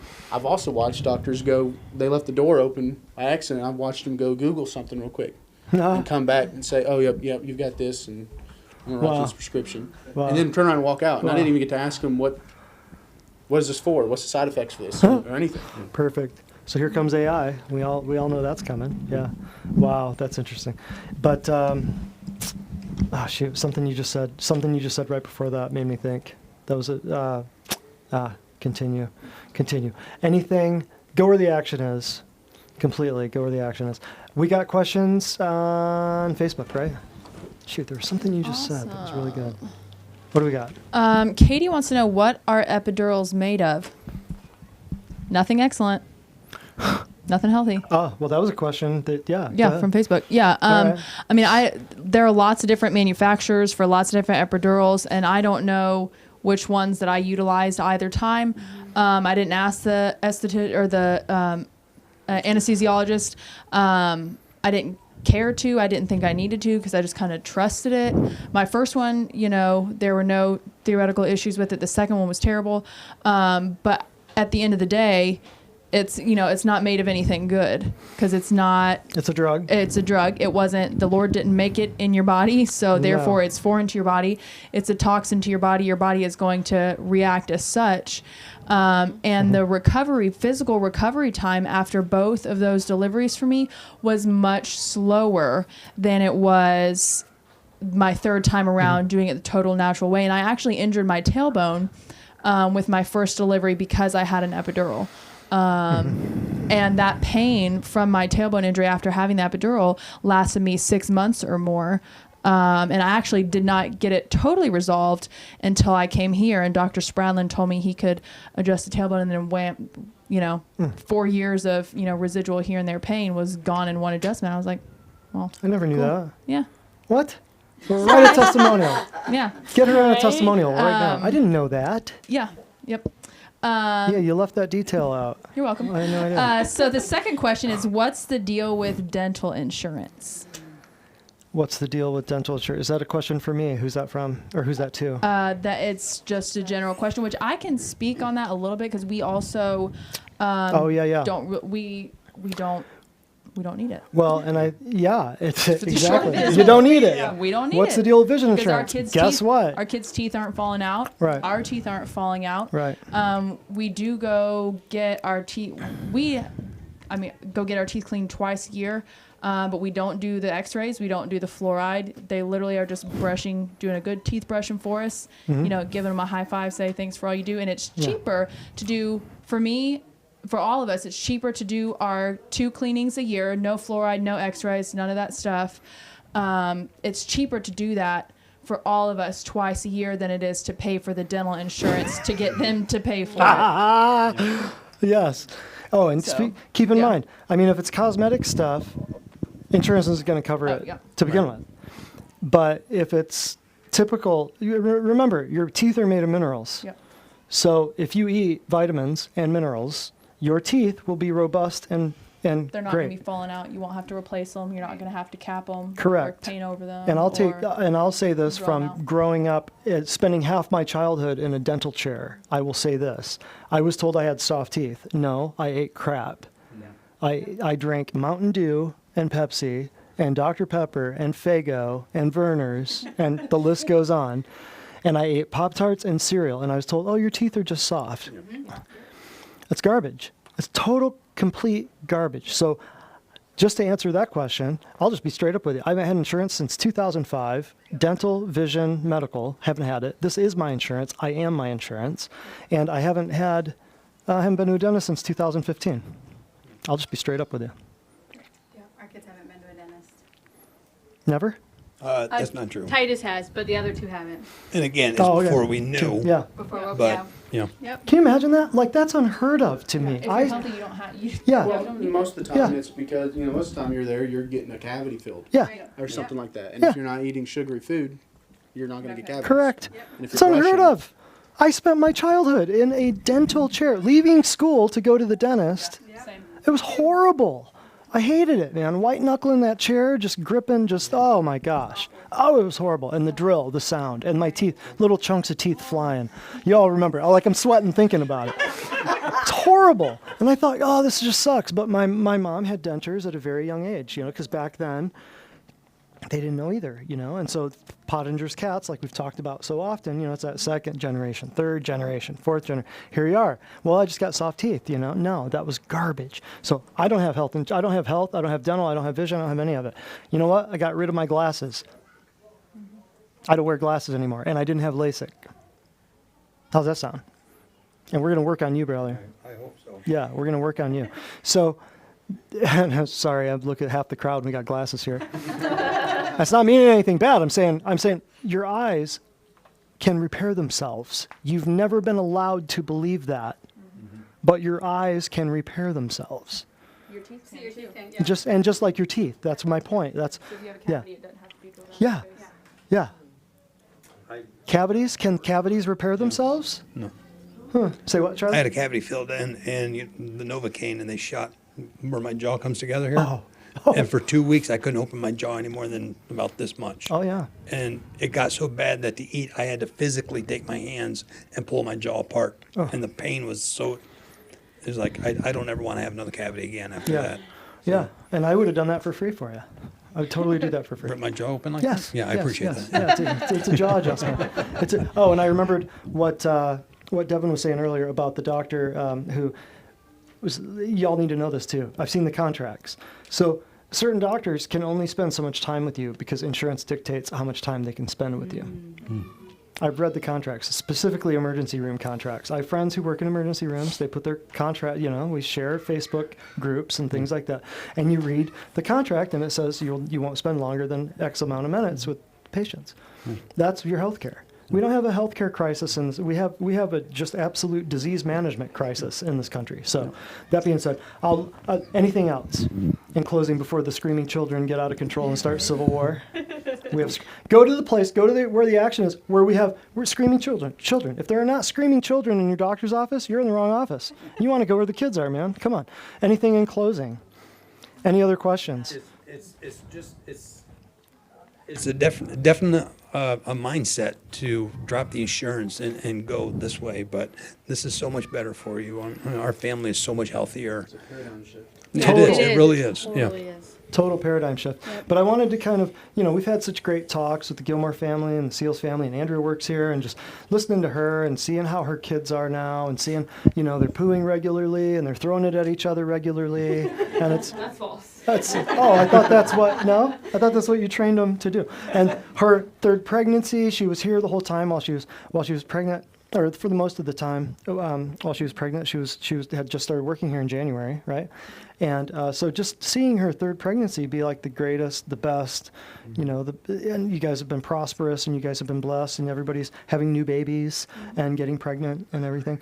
I just wanted to kind of bring this up and say, hey, you guys need to tell people kind of some of, not so much about what we do, but about what you have done as far as breaking free from this whole system and getting some independence and putting some money back in your pocket and get your kids healthy.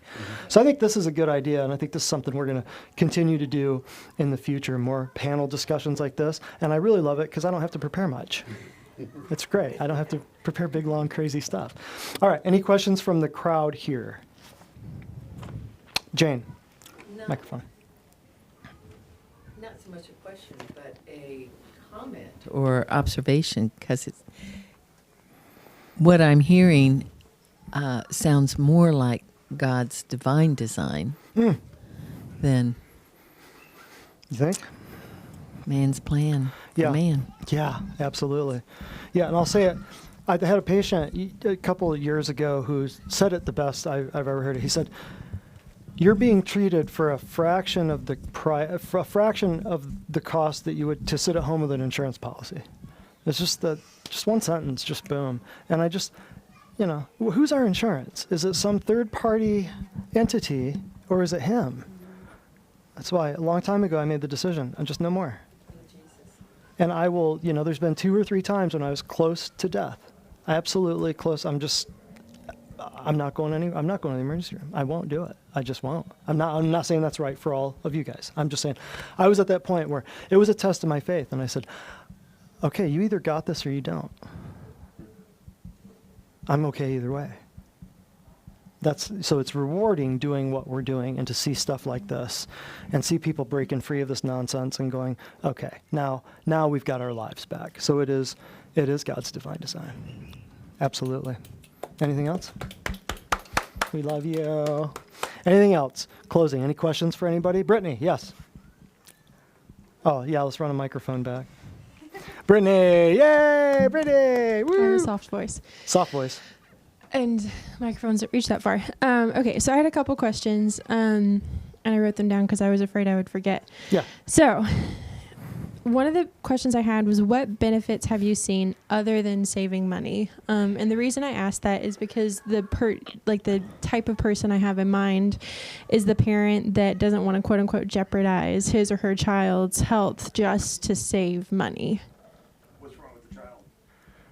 No, this isn't a specific person. I'm just saying, Okay. what if there's for the that's parent that looks at this and they're like, well, they're talking about money a lot. Why is everything focused on money instead of I want to give you a chance to talk about all the things that you've seen. No, I understand. But if you're talking to a parent like that, and the question I have is there something wrong? And I'm strictly talking insurance. I'm not talking about divine design. What's wrong with your child? That's the big question I have. Why do you need the insurance? And 99% of the time, it comes back as a what if. Well, what if my child falls down and breaks his arm? Well, you know what? Then you go and you get the child a cast, because I know finding a place here in Cleveland will be tough because there's only 400 walk-in places here you can go to. That's so true. More walk-in places than So churches true. here, I think. So true. But it's you're not endangering your child if you drop the insurance. You're Right. endangering your child if you give them the vaccinations, if you continue with the wellness, if you. Right. I get very frustrated when I start talking about this, because I see people and it's like, why do you believe this? It doesn't make any sense to Yeah. me why you believe it. Yeah. Ever since You're saying that be, you don't have to, you're not endangering them unless you just don't take them to the emergency room to get a cast when they got a broken Right. bone. Yeah. You're not endangering them, but them by not having a policy. Yeah. You're endangering them when you do have a policy. Yeah, because it's coming, like you said, it's going to get to the point where if you don't do this and this and this, the insurance will drop you. Right. Pediatricians are doing it already. Pretty soon Right. it'll be the insurance too. Right. Well, and they can, and that's why, the present legislation got rid of the mandate, got rid of pre-existing conditions, and dropped the pharmaceutical prescription prices, because the pre-existing conditions, your insurance company can say, we saw that you had numbness and tingling in your feet 12 years ago, We qualify that as peripheral neuropathy. It's another symptom of diabetes. We don't want to insure you, whatever. They could make up anything and say, you're a risk to us. We don't want to insure you. Pre-existing condition. But it wasn't anything to do with diabetes. Maybe it was just you had a kidney, you had a UTI, you had something, you fell off a swing set, something. They can deny you coverage for anything. So you pay all this money for premiums and deductibles and copays, and then when they decide they get the bill and they don't want to pay it and you're still on the hook for it, guess who's on the hook for it? Right. So to answer that too, from a maternal aspect of that, it's not so much saving money, which is a huge part of that is, but since we don't have insurance anymore, my God-given maternal instincts kick in, and I have to learn how to take care of my family, which is a huge part.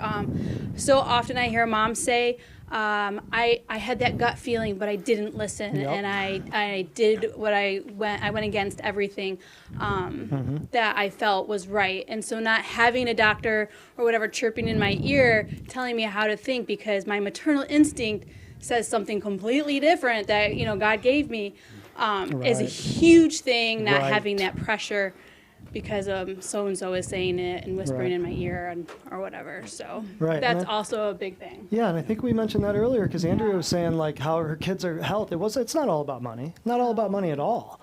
Their kids' health is better. Their marriage is better. Her health is better. She's sleeping better. Devin's feeling better about going to work because his wife got some sleep because the kids are healthy, right? I mean, and you guys. So it has very little to do with money. It actually has. Actually has everything to do with the kids' health. Everybody being healthier, too. The saving money thing is just a fringe benefit. that's just an added bonus. I feel like that was kind of the core of my question as far as like what non-financial benefits have you seen? The health improvements, the better sleep, the shorter arguments or intense moments of fellowship, if you will. So yeah, that was the heart of my question. So thank you. The other question I had is, what insurance do you have? What health insurance do you have? Health. We have nothing. Nothing. How about you guys? I mean, Divine Design is our is our health insurance. I mean, Divine honestly, Design policy. Divine Design, and Underwritten prayer. by God. I mean, taking care of our kids. We can't do it. We weren't prepared when we had the first kid. We have 3. We're still not prepared. We could have 12. We're not going to be prepared. We're still not going to know 100% of what we're doing.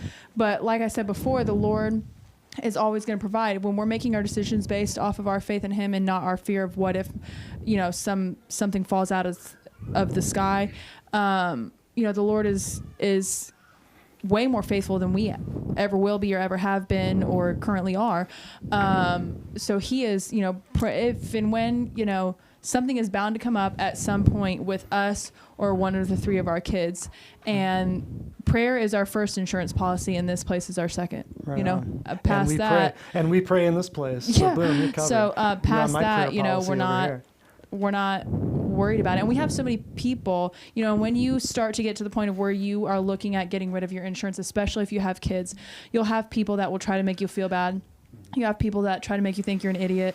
You'll have people that try to make you feel like you're, ill prepared or you're a quack or you're, this, that, or the other, hippy dippy type of thing. But you're going to feel, like Ashley said, you're going to learn a lot more. You're going to trust yourself more. You're going to lean on the Lord more if and when something does come up. And you're going to realize that He's going to take better care of you than any insurance policy could ever even dream of taking care of you. Because He'll have people come out of the woodworks to bridge the gaps that you can't bridge when something does come up. But you can't please everybody either way. Right. It doesn't matter what you choose. Right. Somebody's going to be unhappy. I was saying somebody's going to be unhappy with your decision. It doesn't matter what decision you make. Yep. You could do everything, anything that everyone. It's just being a people pleaser. You can't please everybody. It's just not possible. Right. And insurance policies don't guarantee that your child lives. Just FYI. I know a lot of people who are very sick or who, bad things happen and they had insurance. So just because you don't have an insurance policy doesn't mean you're a bad parent. Or the It doesn't make you irresponsible for Right. putting your trust in the Lord to take care of your kids either. Right. But that was my biggest thing is we had a lot of people that tried to make us feel like we were irresponsible for getting rid of our insurance. let alone getting rid of the shots or anything else. We had a lot of people that tried to make us feel, or at least me, I don't know about my husband, but tried to make me feel like I was irresponsible for putting our trust in the Lord and stop, discontinuing fear-based decisions. But really it was the responsible thing to do, because we have had so many health benefits, financial benefits, better relationships with our kids, so many benefits that have come from, making that mindset change. And it wasn't an overnight change. I mean, we spent weeks and months looking into what it was realistically going to mean to get rid of that system. But it was absolutely the best thing. I wish we would have known this when we first got married, and we would have saved ourselves lots of, lots of heartache and, And you'll all be kinds an of stuff. example. Not only will you be ostracized by the people who, you don't need to be around, but you'll draw people who you do want to be around. You speak on that for a minute, Yeah, because and you'll train other people. Yeah, and something else. We've got 2 small boys, and if anyone should have insurance, it should be us, because they'll be out in the garage swinging wiffle ball bats at each other. There's your what if, okay? But you have, we know where to come if Yes. one of them ends up with a headache. And Yes. but it is a leap of faith. It really is. I was lucky enough to marry someone that hadn't had insurance, like you said, for over 5-6 years. Yeah. And when she brought it up, it shocked me. I'm like, how could you even think about bringing that up? You need insurance. I can see it. Never argue with the redhead. You will lose. You will lose. And but it's just people that have insurance. If the child gets a stuffy nose or runny nose, what do they do? They run in the emergency room right off the bat. They run in the emergency room. Yep, absolutely. Without the insurance, okay, like Ashley said, the maternal instinct, the paternal instinct kicks in. What am I going to do instead? There's always an option. There's a healthier option. Always. And we're not. None of our children have had antibiotics. None of them. None of them. Wow. We don't have cold medicine. Wow. We don't have. Oh yeah, check this out. Yes. We do have. Yes. Unless she's throwing it away, I do have a bottle stashed of.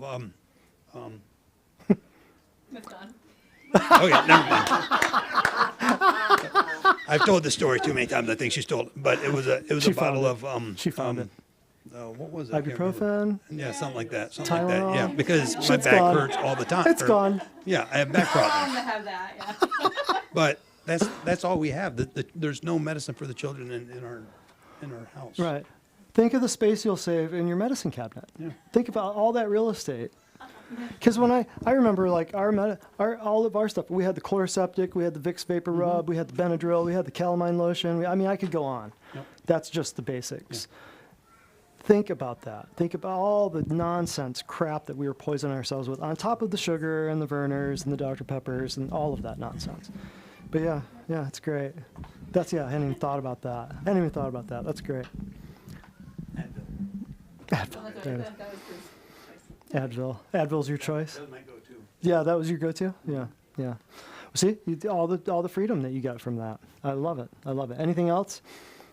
Brittany, was that your last? You had a couple questions. Or was that it? Yeah. All right. Anything else, folks? Anything? Tiff, anything? Good. Lots of. Well, give us a comment. Let's hear a comment. What you got? Well, if we're going to go for insurance, I work in a hospital. And, Perfect. one of the things I see all the time is insurance. I'm in rehab, but insurance telling the patients or telling us when we need to discharge our patients when we know they're not ready. Yeah. But So- it's the choice of the insurance who's not even in the building looking at the patient. Right. Very important. Very important. Insurance makes money 2 ways. Anybody know? One way is what? Charging, your premiums. The only other way is denying coverage. How else can they make money? Think about it. Follow that. So they deny coverage by people that they don't want to cover anymore. And then they up the premiums on the following year, right? Which they can do. It's the only way insurance companies can make money. Yes. So yeah. Good observation. So there's a challenge being thrown down to become responsible, to take our place as, adults, Mm-hmm. and to take our place as parents, Mm-hmm. and to be responsible in our actions and our lifestyle before a living God, Mm-hmm. or to submit to outside authorities who determine what we should be responsible for. I think she gets it. sounds about like life. And Yeah. one more thing. Yeah. Whatsoever is not of faith is sin. Correct. So I think just to qualify this, it takes faith Mm-hmm. to walk this out. Sure does. But where are you placing your faith? Right. Are you placing your faith in the one that created you, or something else? A very questionable system. And if you want to know a little bit more about that system, I was just reminded of it today, a good conversation I had with somebody, and there's a class that we did back in August, Pharmakia, the roots of your Pharmakia healthcare. Y'all ought to watch that if you haven't checked it out. That's where your medicine, and we're going to do multiple parts of that, but that's where your healthcare came from. The healthcare, that you might not want to know the roots of it. Just FYI. Just go back and check out that class. Anything else in closing? Yes, Bracken. On your back injuries, how were y'all treating the back? Because that's something I suffer from a lot of, is previous back injuries. And it's about once a month I'm on the ground, can't move. So Is it a disc problem? I've ruptured the disc in the lower and pinched the spinal cord up in my neck. Yeah. So again, I had all my surgery pre coming here. So Oh, I had all of the surgery I had, and everything I talked about was before I ever came here. So everything that Dr. Spradlin's helping me with has actually been more so in my recovery, because I wasn't recovering, really. I mean, how long ago did you have your surgery? Like What year was that? 2.5 years. so like 2017-ish? I think it was 2018. It was spring of 2017. Spring of 2017. Okay, so 2.5 years. So anyway, So how were you before you came here, and then how are you now? I mean, I was still having, I had nerve damage that had gone all the way down to my toes, and there was still a lot of numbness. There was still a lot of shooting pains. There was still times where it was everything was really tight, and I still couldn't stand up properly. Couldn't play the kids. No, I couldn't. I was having a hard time getting up and down. So really, what Dr. Spradlin's helping me with is the recovery.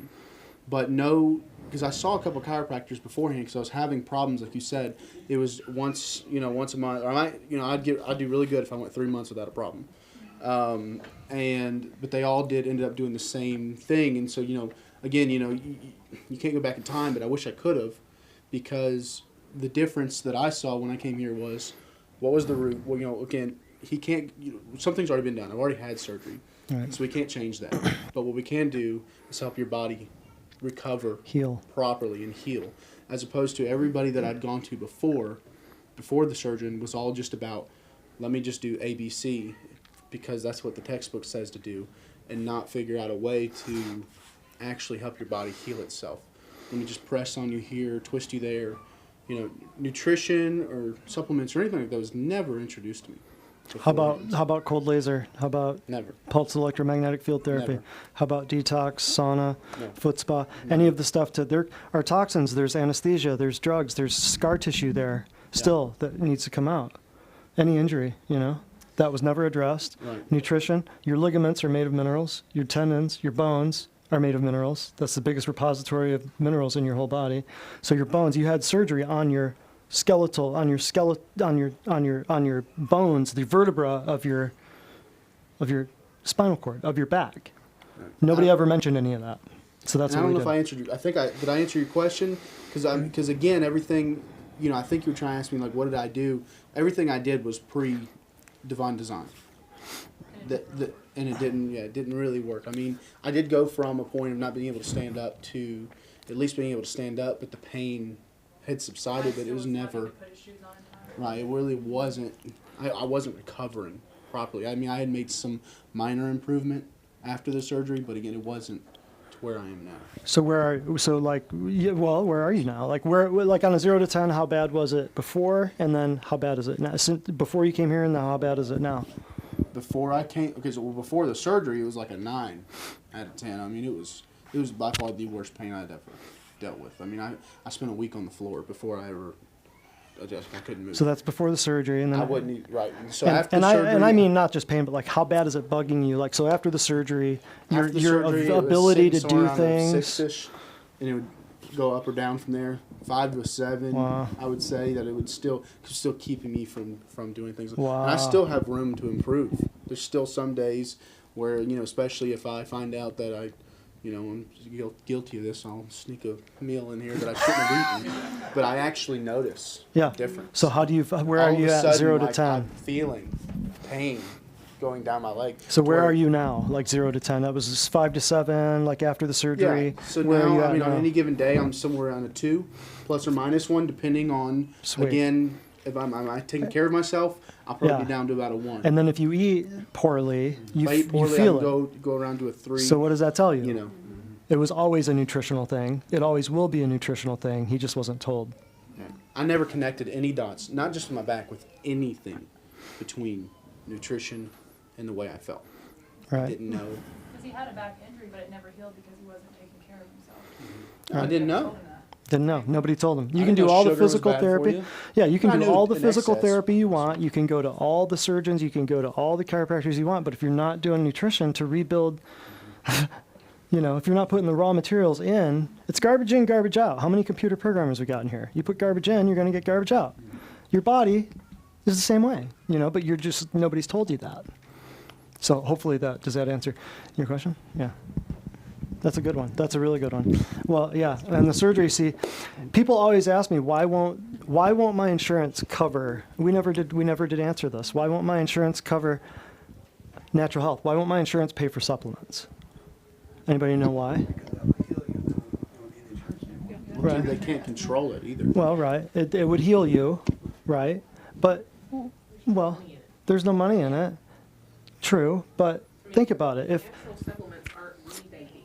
That's where insurances are also making money, is drug rebates. drug rebates are where insurance companies are making money, yes. So, and think of this. It's like your car insurance.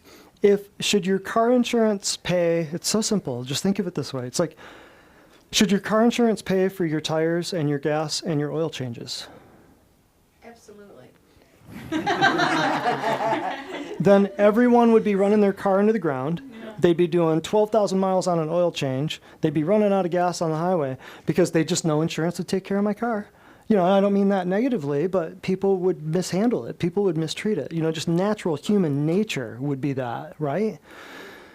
Auto insurance is for accidents. Yes. Catastrophic accidents. Your health insurance should be nothing less.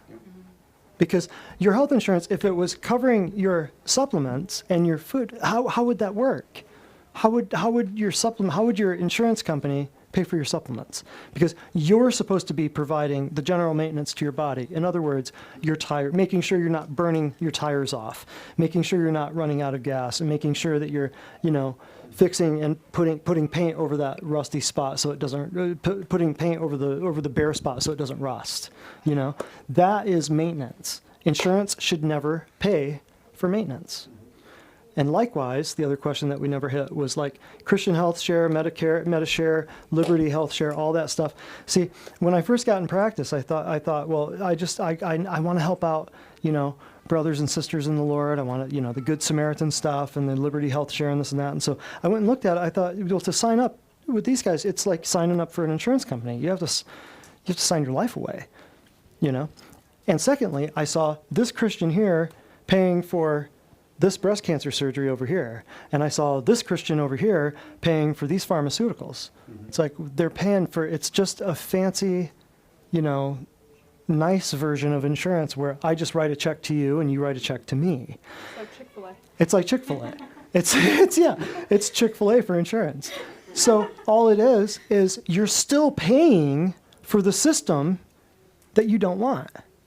You're paying it for other people. Now I'm still paying for breast cancer, and I'm still paying for radiation and chemotherapy within the Christian realm.